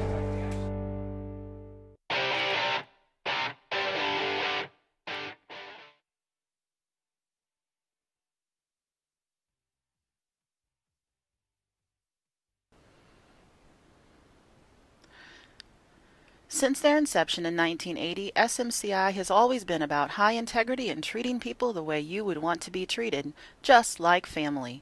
Mostly known as a commercial contractor, SMCI has now decided to give the family treatment to everyone. They are now opening their residential department to the public as Home by SMCI so everyone can experience the home treatment. Everyone deserves maximum comfort in their very own home. Isn't it time you come home? Contact SMCI at 636-337-4444 or on the web at homebysmci.com. Welcome back to Windsor High School. 1st and 10. Pass was incomplete to the near side. And here we go. 2nd and 10 with 10:08 to go. Run up the middle, going nowhere. As that was wrapped up by a handful of Pirates. Yeah, it kind of looked like the beginning of the second drive for the Windsor Owls back in the first quarter. Pirates are all ready for that run up the middle, and they shut them down with no gain. So 3rd and about 10. We're going to see number 11 for Windsor trot onto the field, that being Colton Purdue, as he trots meets the huddle. Breaking huddle now are the Owls, trotting to the line. Williams in shotgun, double wide, man to his left. Williams is going to keep it as he runs up the middle with the full steam, but brought down. Williams by number 33 of Perryville. Doing the tackling was Dylan Holt down around the 26-yard line. So trotting off is some subs, and that's going to actually set up 4th and 4 as they're going to have number 3. Let me see if I can find him here. Connor Bagman of the Owls to do the punting as he stands. All right, welcome back. Thank you for sticking with us here. So Windsor had an interception as the ball bounced around between two of their own players, and then the Pirate guy knocked it back to the Owl, and he picked it up and pretty much fell right where he caught the ball. So Perryville was actually marching down the field as the Owls defense comes up huge and comes up with a turnover. So here we go, 6:37 to go in the third quarter. 12-6 in favor of Perryville. 2nd and 10, ball on the 29 of Windsor. Williams in shotgun, dropping back, looking towards the near side. That's going to be Daughtry, not able to come up with it.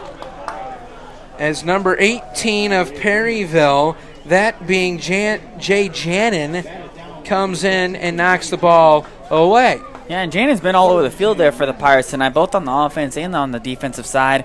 Williams, again, not quite connecting with his wide receivers here. He's throwing a few balls behind him, and that time Jannon was right in the way, able to knock the ball down to make it a 3rd and long for the Owls. 3rd and 10, 6:33 to go. Left here in the third quarter. The Owls break huddle. Double wide. Williams in shotgun. Dropping back to pass. Looking deep downfield for Wolcott, and it's going to be incomplete. No flags down as there was a little bumping and running. Let the kids play, I like to say. Let them play. But rubbing is racing, as they say in the... as that was a race for pretty much a jump ball, as neither one come up with it. Yeah, absolutely. It was a big, beautiful throw by Williams right down the middle. And like you said, I mean, they're just both going at it for that ball, and neither one of them came up with it. So looks like it's going to be a punt by the Owls here. 4th and 10. We're going to see Daughtry, or actually Connor. Oh, he dropped the ball. Starts with a B. Kicks it off. Borgman. And that's going to not make it to the 50, and they're going to spot it at the 46-yard line. And we're going to be right back. 6:20 to go in the third quarter, 12-6 Perryville. And you're watching Friday Night Blitz here on Live Stream STL.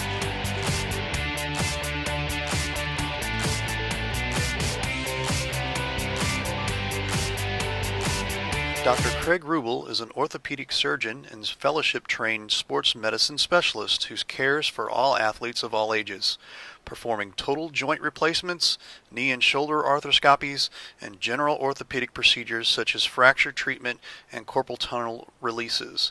Visit rubelortho.com or call 636-933-7400.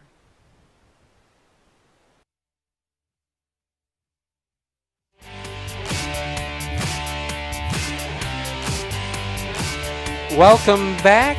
The handoff went to Charlie Ussery for a pickup of just about 3 as he takes it to the Owls. 45, setting up a 2nd and about 7.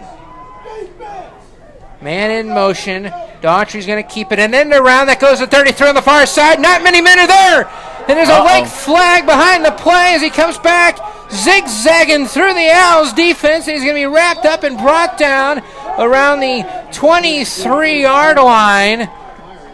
Yeah, it looks to be coming back. Yeah, it does look like it's going to come back. Dylan Holt with a beautiful run. It looks like he might have gotten a few different blocking on the backs there that probably opened up the hole for him. Looks like 1, 2, 3 flags were thrown there.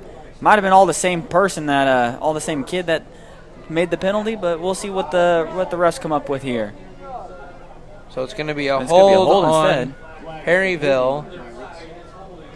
You know, usually if it's usually a hold or a block on the back, and I was 50-50, and I was on the wrong side of the 50. Make it about 2nd and 16 or so. They said 15, but I'm betting you it's a 16 out there, and that's what the board agrees with me. 2nd and 16, 5:30 to go here. Clock continues to run. Daughtry in shotgun, trips near side, one man on the far side, and man set to his left. And it's going to be an option again. Daughtry's going to tuck it and run across the 50, brought down inside the 45 of Windsor. That was a nice run by Daughtry. They love this play whenever they've got a long field to play with here. When they either have a penalty or a 3rd or 2nd and long, Daughtry loves to keep that ball, get out to that outside, and make a big play. And again, he does it again right here on that drive. Makes it 3rd and manageable for them. 3rd down, and the board's got it at 6. 4:50 to go here in the 3rd quarter. Perryville looking for some insurance points, only up a touchdown, as they're moving the ball now once again into Owl territory.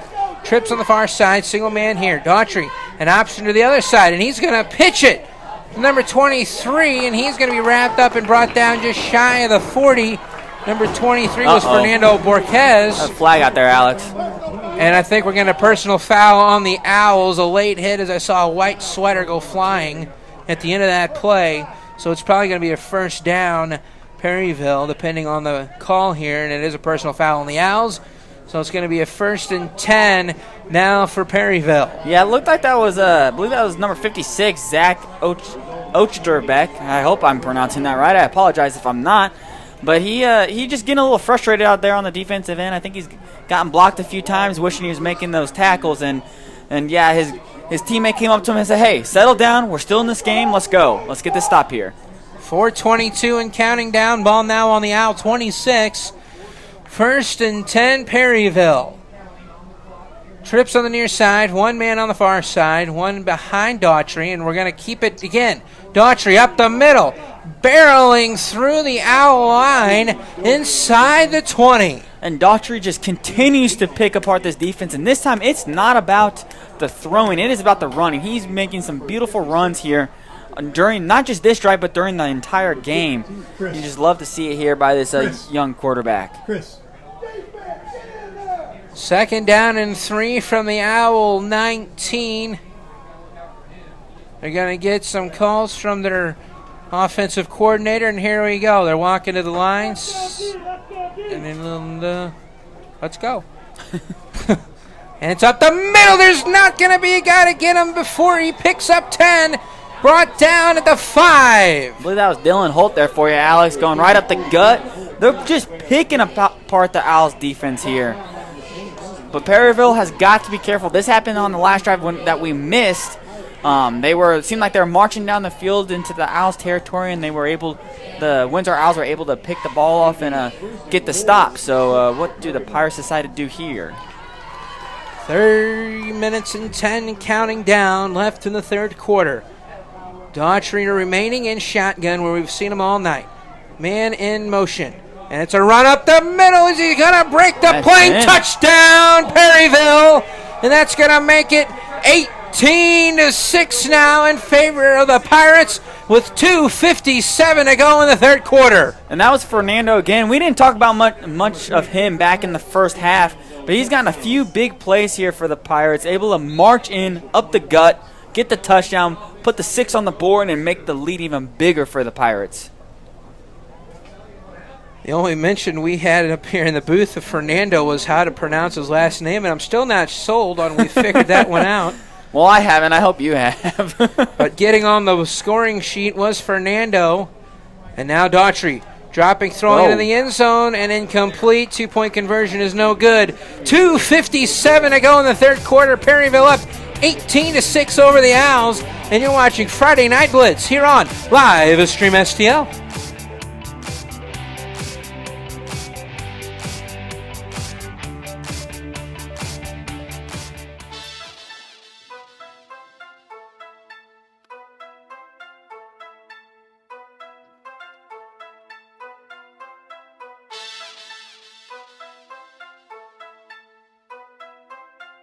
I'm about to get teed up.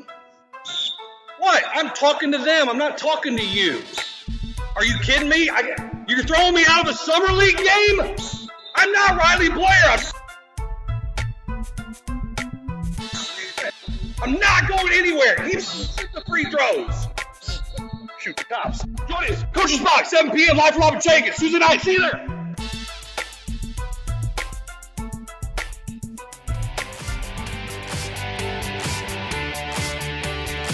Welcome back to Windsor High School as the Owls are now down 2 touchdowns, trailing 18-6 as now Perryville is going to kick it back to them. And it's a little squibber. It's a solid kick fielded by the Owls. Cutting up field is Wilcott and just brought down at the last second at the 43 of Windsor. That was a full steam ahead downhill, and barely catching them were the Pirates. Yeah, let's see here. So that was not the best kick. I don't know if that was planned or not, but it looked like Aladdin Garris came up injured on that play. I don't know if he maybe pulled something when he went for that kick or what, or maybe when he went for the run. Who was that kicked that ball, though for the Pirates? I didn't get a number on who was doing the kicking. Either way, a nice run by Wilcott to get a few yards there to make it a nice field advantage here for the Owls. 1st and 10 from the Owl 43. 2:51 to go in the third quarter. Handoff goes to the far side of 34. He cuts up field, and he's going to be brought down. They're going to mark him just short of the first down. I think they're going to give that to him, Alex. Ooh, no, they're not. They're really marking him short. I Wow. guess they're going to mark him 2. I thought it was going to be a lot closer than that. Yeah, it looked like he dove for the first down, and they marked him a yard shy there the first down. That looked like, I believe that was Ian. Ian then that made that beautiful run up the gut, number 34, Ian Carter. But it's second and short, and Williams might have an easy play here to get the first down. So, yeah, 2nd and 1. And Williams is going to keep it up the middle. He finds a seam to the near side. 30, 20, 10, 5. Touchdown! Windsor Owls. Derek Williams takes it from, what was that, the 43? Yeah, something like that. 43 on the Pirates side, I believe. Maybe that was a 50. It was a great run. A great run from Derek Williams, and that gets Windsor right back in this football game with 2:03 to go here in the third quarter. Yeah, that was a beautiful run by Williams. Just went right up the gut, cut out to the outside, and just beat everyone on the Pirates side, able to get the easy touchdown. I said it was going to be easy play for Williams. I didn't think it would be that easy. We saw that speed from Derek last week at Herculaneum as he had the game-winning touchdown late in the fourth quarter as that one stings for the Cats. And this one is going to be stopped shy of the goal line. Looks like that was Ian Carter with the run, and just like you said, it was stopped shy of the end zone to get the two-point conversion. So Windsor Owls there. They do get the touchdown by Williams, and they are bringing it closer here, make that 18-12 with 2 left to go in the third quarter. And you're watching Livestream STL, your home for Friday Night Football. Jefferson College is my first choice. My first choice to launch a successful career, not just a job. My first choice to learn skills, to earn money, not owe money. Affordable career programs, 2-year transfer, and high school dual enrollment courses. Begin the path to a great career without paying a 4-year college price. Jefferson College is my first choice. My first choice. My first choice. Make Jefferson College your first choice for a great education.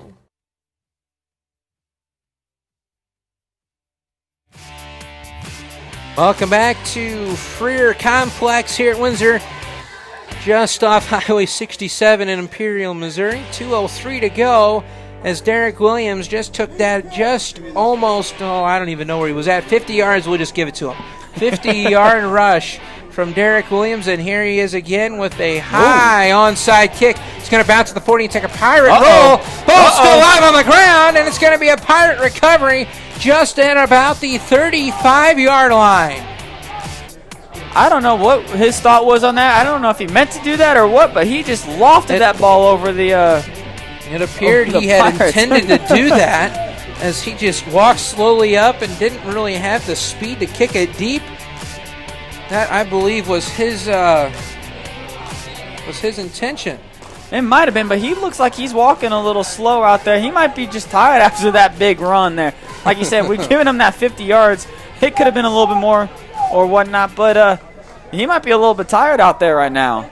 So 1st and 10 for Perryville from their own 35. Daughtry is going to keep it as he goes around the outside. There's the 40, and he's going to be wrapped up as he gains, I believe. I thought he was at the 40. That's going to depend on the spot. 5-yard pickup from Daughtry, and the Pirates are moving once again on the ground. Yeah, it looks like he did get that 40. It almost kind of looked like from our angle here that might have been a face mask. There was no flag on the play, so it was a clean play by the Owls.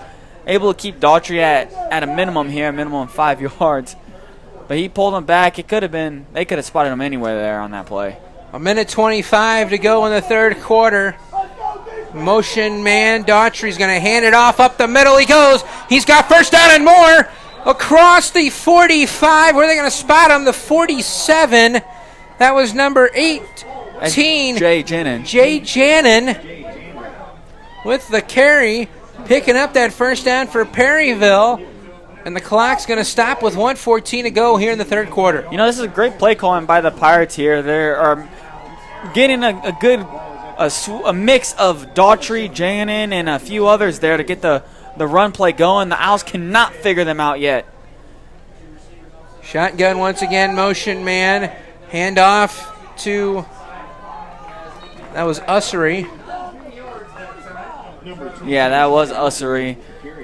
Gained a few yards. I mean, this is just an easy run game here on the Pirates. Just they're not doing anything fancy. Run it up the gut, get a couple of first downs here. They don't have to get a first down on every drive, but you get 5-6 yards every time. You will get a first down every couple of drives here. 48 seconds now to go here in the third quarter. Waiting for instruction, the Pirates are, from their offensive coordinator.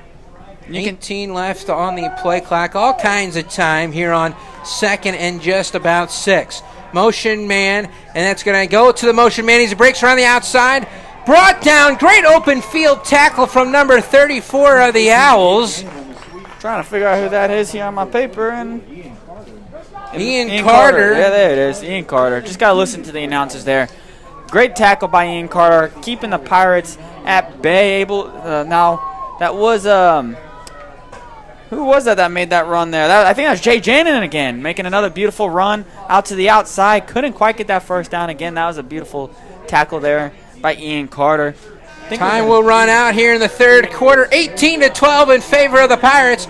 We'll be right back as we continue this episode of Friday Night Blitz here on Live Stream STL.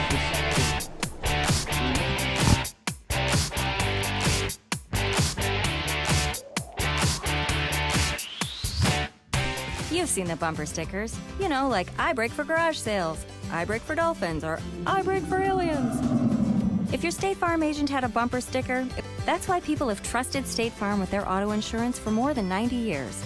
So next time you have a brake, let's talk.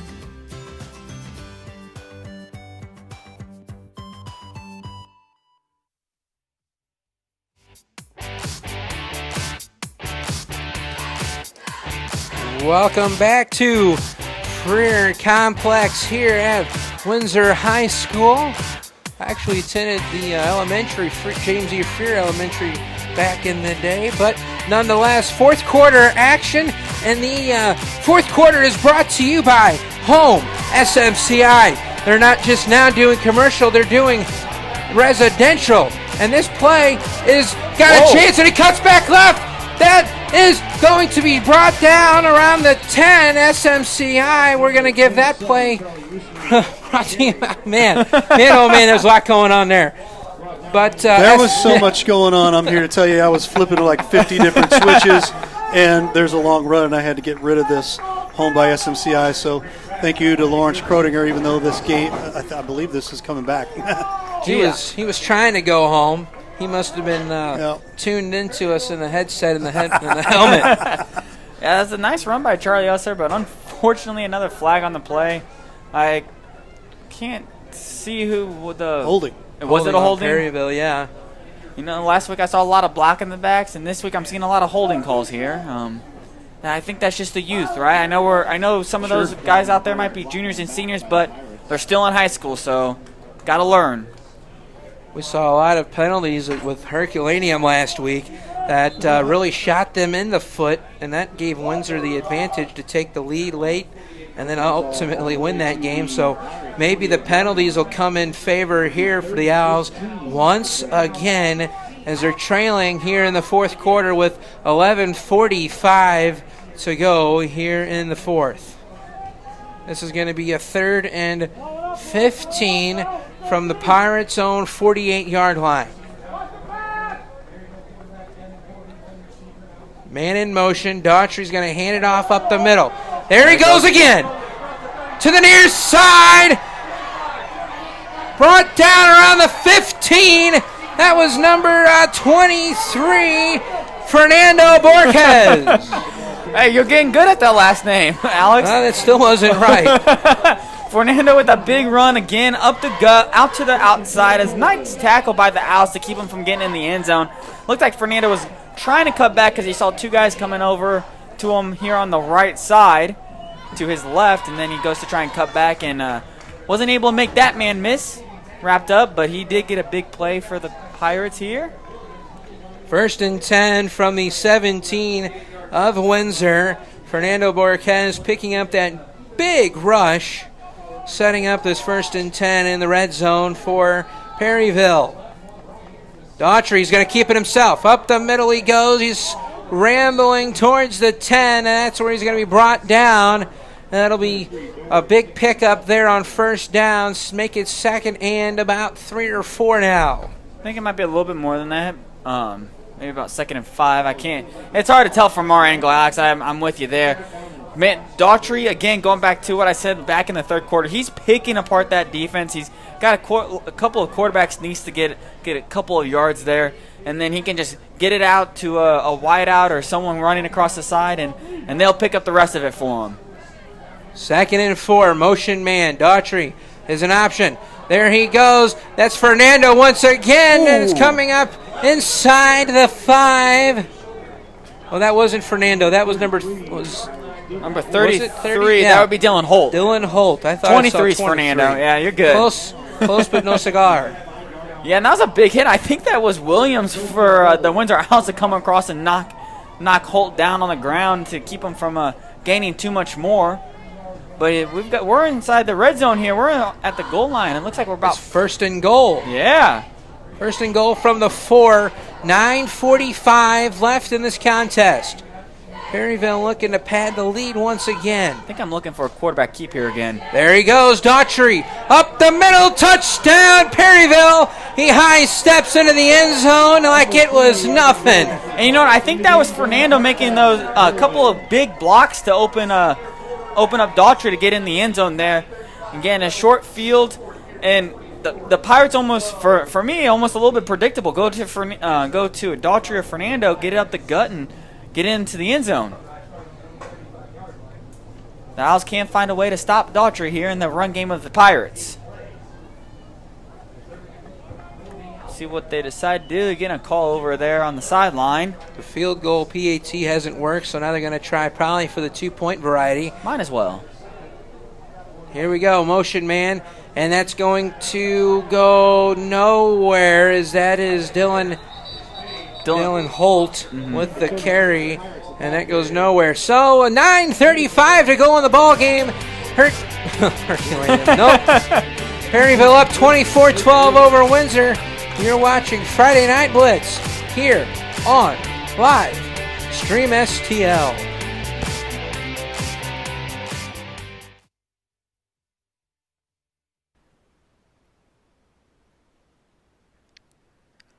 Jones Animal Health Clinic, taking care of the furry family members in your life. Walk-ins are always welcome. Visit the Jones Animal Health Clinic at 1237 Truman Boulevard in Crystal City or on the web at jonesanimalclinic.com or call 636-937-9000. Where's the game? Where's the game?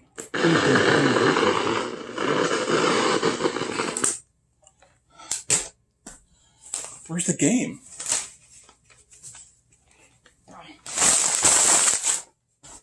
There's the game. Livestream STL, now available on Roku. Welcome back, and the kick is going to be fielded deep on the 15. Coming back to the near side is Wolcott, looking to dance a little bit as he takes it up just shy of the 30-yard line. Oh, there I am. All right. Nice kick by Dawson to get it deep into Windsor territory. And an even better run for the Owls to get it up to the 30-yard line, like you said, Alex. Windsor's down by a couple of touchdowns here. See what they can do with the clock running down. We're under 10 minutes here to go in the fourth quarter.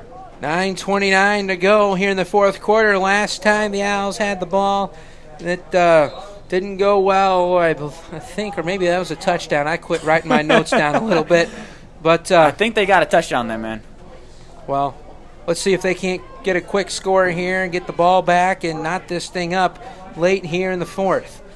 Looking for some late magic once again from their quarterback, Williams.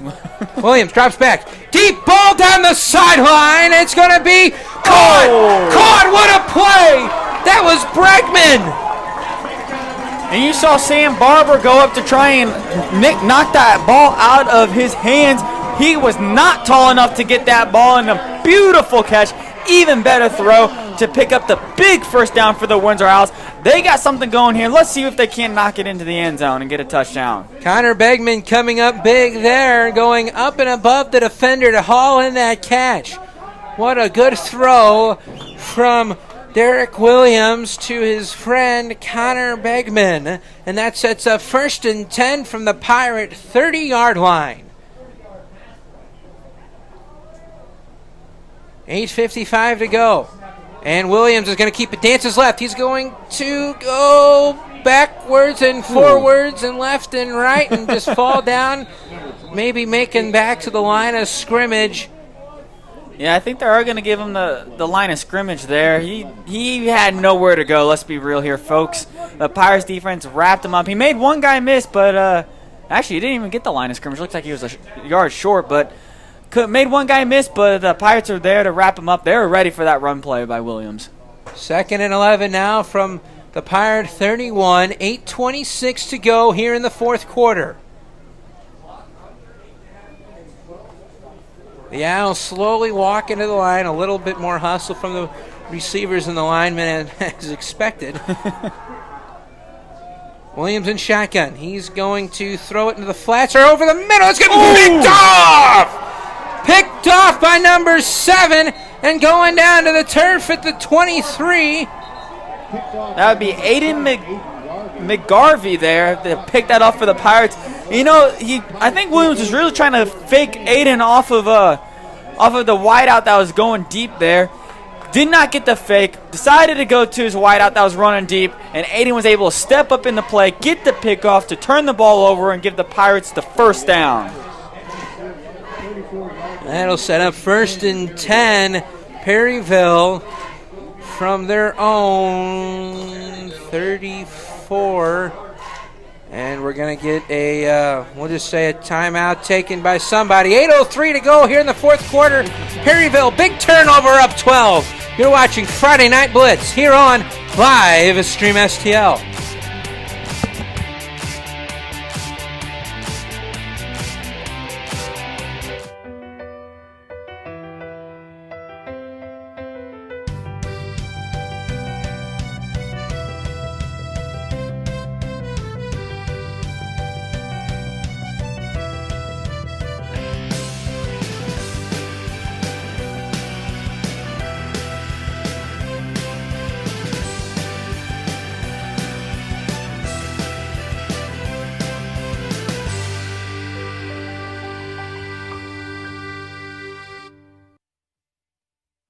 Hi, this is AJ Fadele, head football coach for the Festus Tigers. Hi, this is Dan Fox, Crystal City Hornets football. Hi, this is Coach Alex Rowley from the Jefferson R7 Blue Jays. You're watching high school football. And you're watching high school football. You're watching live stream STL.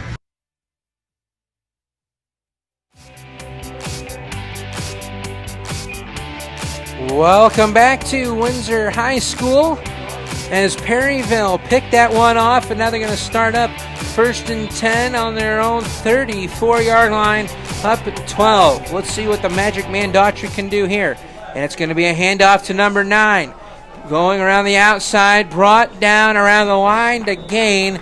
That was Devon Seabaugh. Yeah, Devon tried to get out to the outside, and Windsor was all ready for him, wrapped him up, keep them from getting anything but the line of scrimmage there. But you know, it's not a bad run for Devon. I think that was the first play of the game here for him. I don't think we've called him at all tonight. Let's see if we can't get him running again.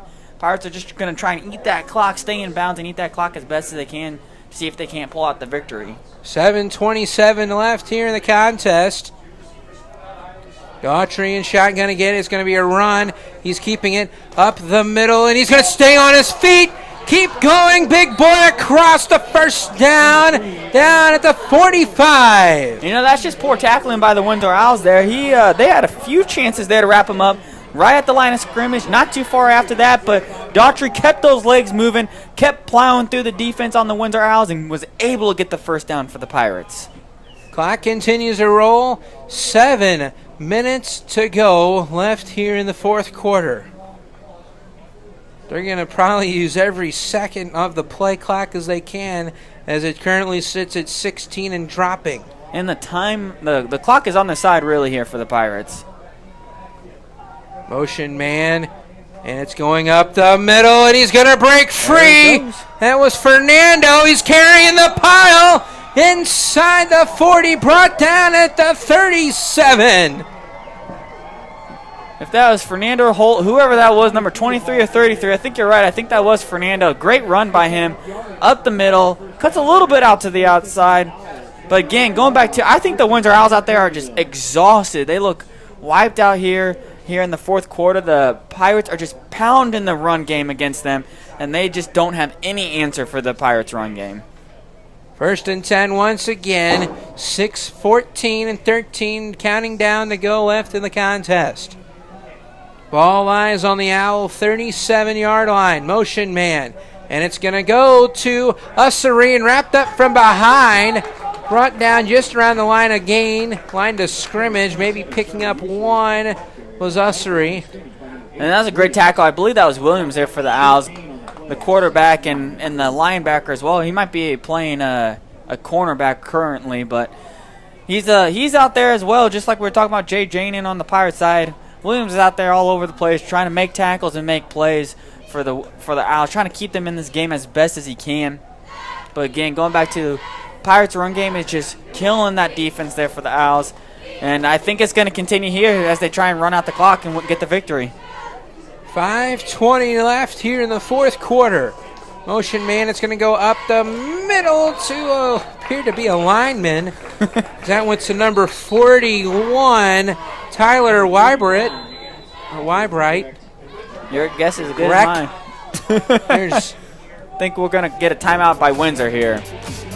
Timeout taken by the Owls. 5:11 to go in the game. I didn't know where I was going with that. We'll be right back here on Livestream STL.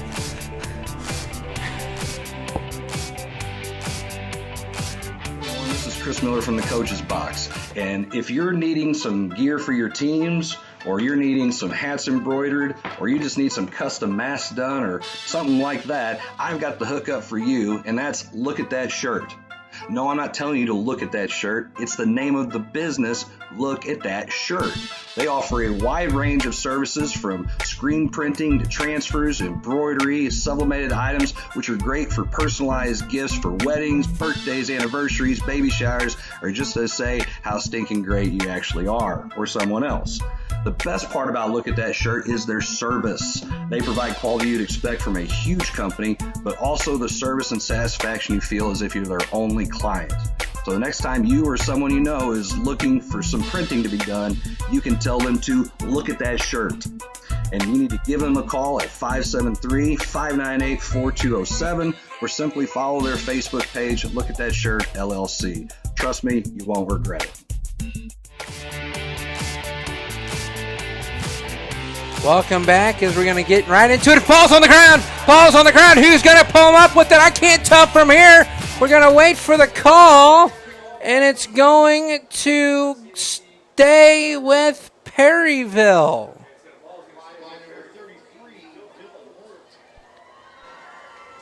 I couldn't quite see. You're good, Ray. I couldn't quite see what happened. It looked like Daughtry was trying to make a run out to the outside. Ball gets punched out of his arms. I'm not quite sure who was able to fall on that for the Pirates, because it really looked like Windsor did fall on that ball, but we're going to stay here. We just want to say thanks so much for putting up with the wonderful internet that we deal with. It's so weird. Some days you walk in and the internet's awesome. Some days the internet's just an absolute mess, and tonight was one of those nights. So we appreciate everybody sticking around here. We'll have this back in its entirety. I want to let you know about our advertising. Get that thing out of the way. These are all the teams that we're covering. We also just threw that Crystal City game in because Crystal City got threw in there today or this week as a late addition for Grandview. They're going on right now. 35-12 is the score right now. Grandview is over Crystal City. But get a hold of us, 314-852-4398, or live stream STL at Outlook.com. Sponsor with us. And here we go, fourth and about. Let's just give it 5. Daughtry drops back to pass. Looking deep to the end zone. Touchdown, Perryville! 33-yard pass and catch from Daughtry to, who is that down there? I'm trying to figure that out here. Was that Camden again? No, that was 10. Number 10. That is Camden. Camden. Man, oh man. What? Camden's caught it on one end and the other end, setting it up for the 30-12 Pirate lead late here in the fourth. And you know what? Daughtry the play call here by the Pirates was unbelievable. They're expecting, the Windsor Owls are expecting them to pound the ball, to run out the clock. A beautiful throw, wide open to Camden, and an easy touchdown for the Pirates. The snap, the hold, the kick is up. It is no good. So 4:56 to go in this one. 30-12 in favor of Perryville. You're watching Friday Night Blitz here on Live Stream STL. Alex, tell me where we're going to be at next week. I don't know. Where are you going to be at next week? Well, we have the wrap-ups here. Right back here as the Festus Tigers come to town, and we are going to get a feed from none other than Mr. Jason Nockey, the principal here. We're going to get a feed, an internet feed, so we should not have any issues next week. We'll also be over at Herculaneum as the Jefferson Blue Jays come to town. Both of these games will be 7 o'clock start, probably around a 6:30 pre-game. So make sure you check us out there on Livestream STL and Livestream STL South. Check it out. All right, 4:56 to go. Perryville's been just running the ball down the throat of the Owls, and the air attack has been none other from Daughtry and Camden. But here we go. It's going to be scooped up, and there he goes! High stepping down the sideline, one man to beat. Ooh, he's got it lit up, and did he hold on to the ball? It's a miracle if he did. It looked like he almost became unconscious. And couldn't quite see who was making that run there for the Owls, but that was a big hit by the kicker. That would be number 10. Of course, Dawson Camden. He is all over the place here tonight, folks, and he makes a big open field tackle to keep the Owls out of the end zone and stop that big play that they looked like they were about ready to have. Still was a big play, but the Owls get stopped there again by Camden, the kicker there. And Ray's showing us the Cardinals game here, and it looks like they're down 3-1. Matt Carpenter just hit a solo home run to give us that one run there against Yu Darvish. 4:46 to go. Dropping back is Williams over to the far side, incomplete.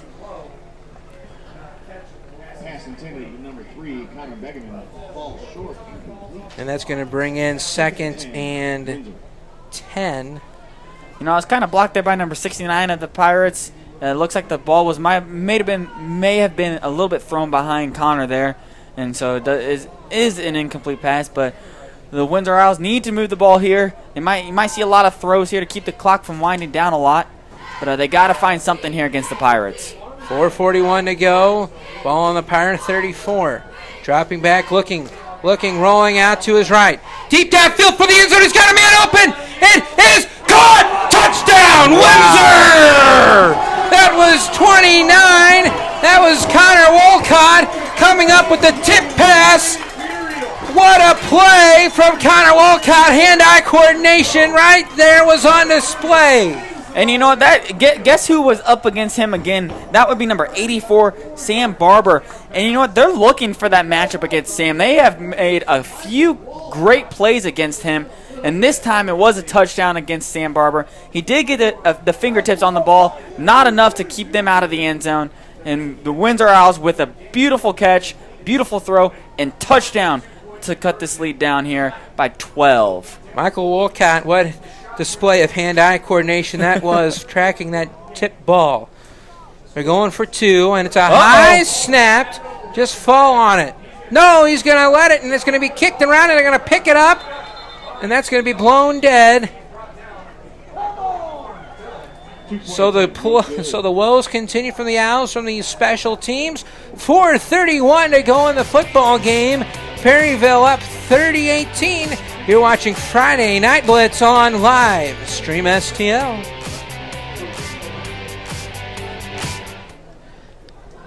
Since their inception in 1980, SMCI has always been about high integrity and treating people the way you would want to be treated, just like family.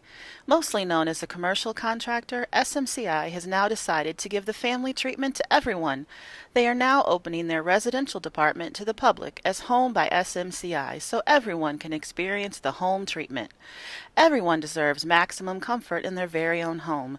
Isn't it time you come home? Contact SMCI at 636-337-4444 or on the web at homebysmci.com.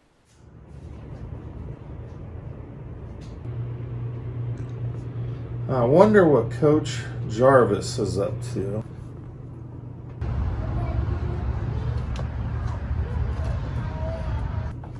Jason!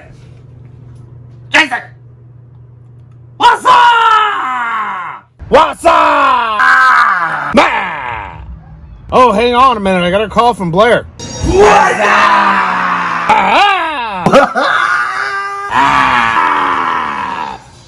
What am I doing? I'm sitting here watching the coach's box.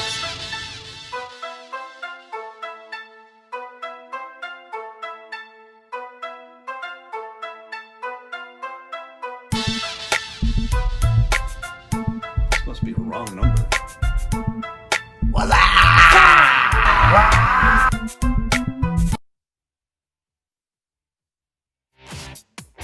As the onside kick was a fail from the Owls, Perryville take over right in the middle of the field on the 50-yard line with 4:30 left here in the ballgame. Yeah, it wasn't the best onside kick that we've seen from Windsor. We've seen a few different options that they've decided to go with. That one, it was very easy for the Pirates to fall on top of to maintain the ball at the 50-yard line. I feel like we're going to see a lot of running here out of Daughtry here for the end of the game. I think they're going to try and run out the clock and take a victory home to Perryville. 1st and 10 from the 50. Daughtry and shotgun.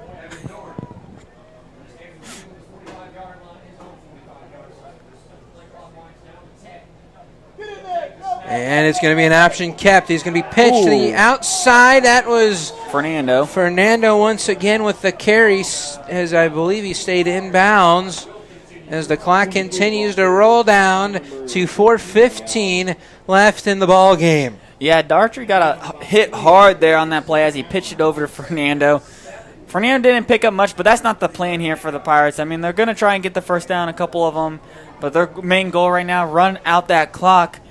Daughtry might not even try and run the ball. He might just continue to hand it off to Fernando because he looks he looks a little bit beat up. The Windsor Owls did get to him a few times, but not enough to keep him out of the end zone over the last quarter or so. I bet you he keeps it on the next option. You think so? Well, make me wrong here. Let's see. He's a game player. He's a player. There it is. Oh, right you're there. right. Right up the middle he goes, picking up maybe 2 or 3 was Daughtry. You know what? Don't listen to me, Daughtry. You continue to do what you do, man. All I hope for all these players out here right now, just don't get hurt. Yeah. These easy plays can easily turn into an injury, unfortunately. So Right. that's what I'm worried about for Daughtry. Like I said, he looks a little beat up, maybe a little bit slow getting up, but he could also just be wiped out. So, but there's a nice little keep there. Got a couple of yards to make it third and manageable. I still expect him to run the ball, even though over the last couple of over the entire game, he's kind of been throwing it for these third and shorts. 3 minutes to go, 3rd and 4. Nope. And it's going to be kept up the middle. That's Fernando carrying the pile inside the 35. That's going to be a first down for Perryville. And the clock will stop from the reset the chains and start back up rather quickly as it once again has done. Got another score hidden here from Grandview, 42-12. Grandview over Crystal City. And game's got to be just about over because it started before we did here. I think we're going to finish maybe before them. 3:41 to go. Yeah, 3:41. We're at what? 2:32. They might not be running the ball as much as we are then. Maybe a little more aerial attack going on there or something. I don't know. Seems like it. Daughtry in shotgun once again. He's going to keep it on the ground, following his blocker up the middle, laying a shoulder, going down to the 20 was Daughtry. What a playmaker he has been, what he's proven to be tonight. And it looked like it was A.J. Patrick, the only freshman on the Windsor Owls team, that just gets rolled over. Daughtry just puts a shoulder into his chest, takes him down. Now Daughtry does go down in the meantime, but he is able to pick up the first down for the Pirates, continued on this drive, and run the clock down even more. Inside 2 minutes now. 1st and 10 from the Owl 21. 10 seconds on the play clock.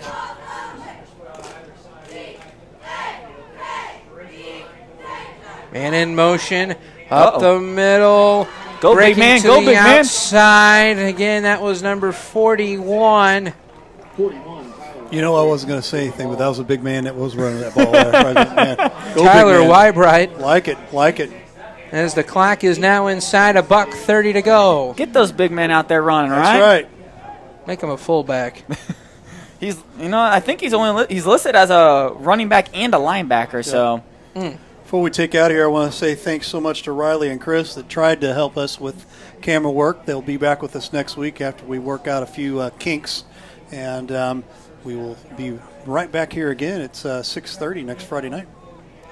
1 minute to play in the ball game. 1 minute, and the handoff is going to go up the middle. He's going to find the end zone. Number Holt. 33, Dylan Holt, takes it in. And that's really just going to put the cherry on top of the iced cake.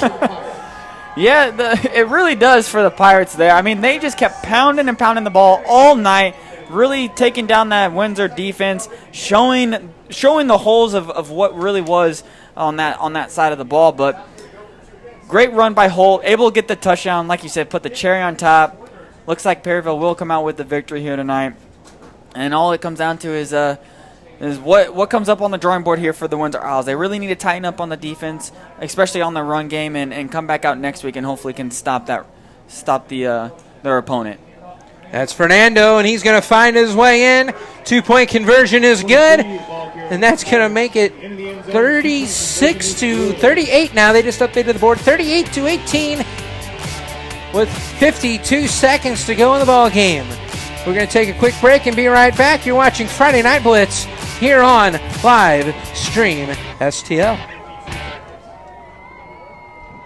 Dr. Craig Rubel is an orthopedic surgeon and fellowship-trained sports medicine specialist who cares for all athletes of all ages, performing total joint replacements, knee and shoulder arthroscopies, and general orthopedic procedures such as fracture treatment and carpal tunnel releases.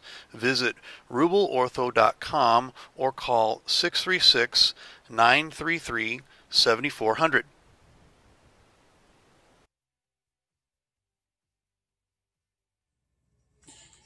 Where's the game?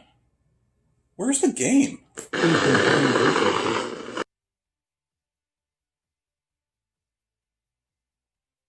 And there's the kick, and it's going to be fielded by Wolcott. Goes around the outside, and he's going to be brought down just around the 34-yard line. Oh, mic's not on.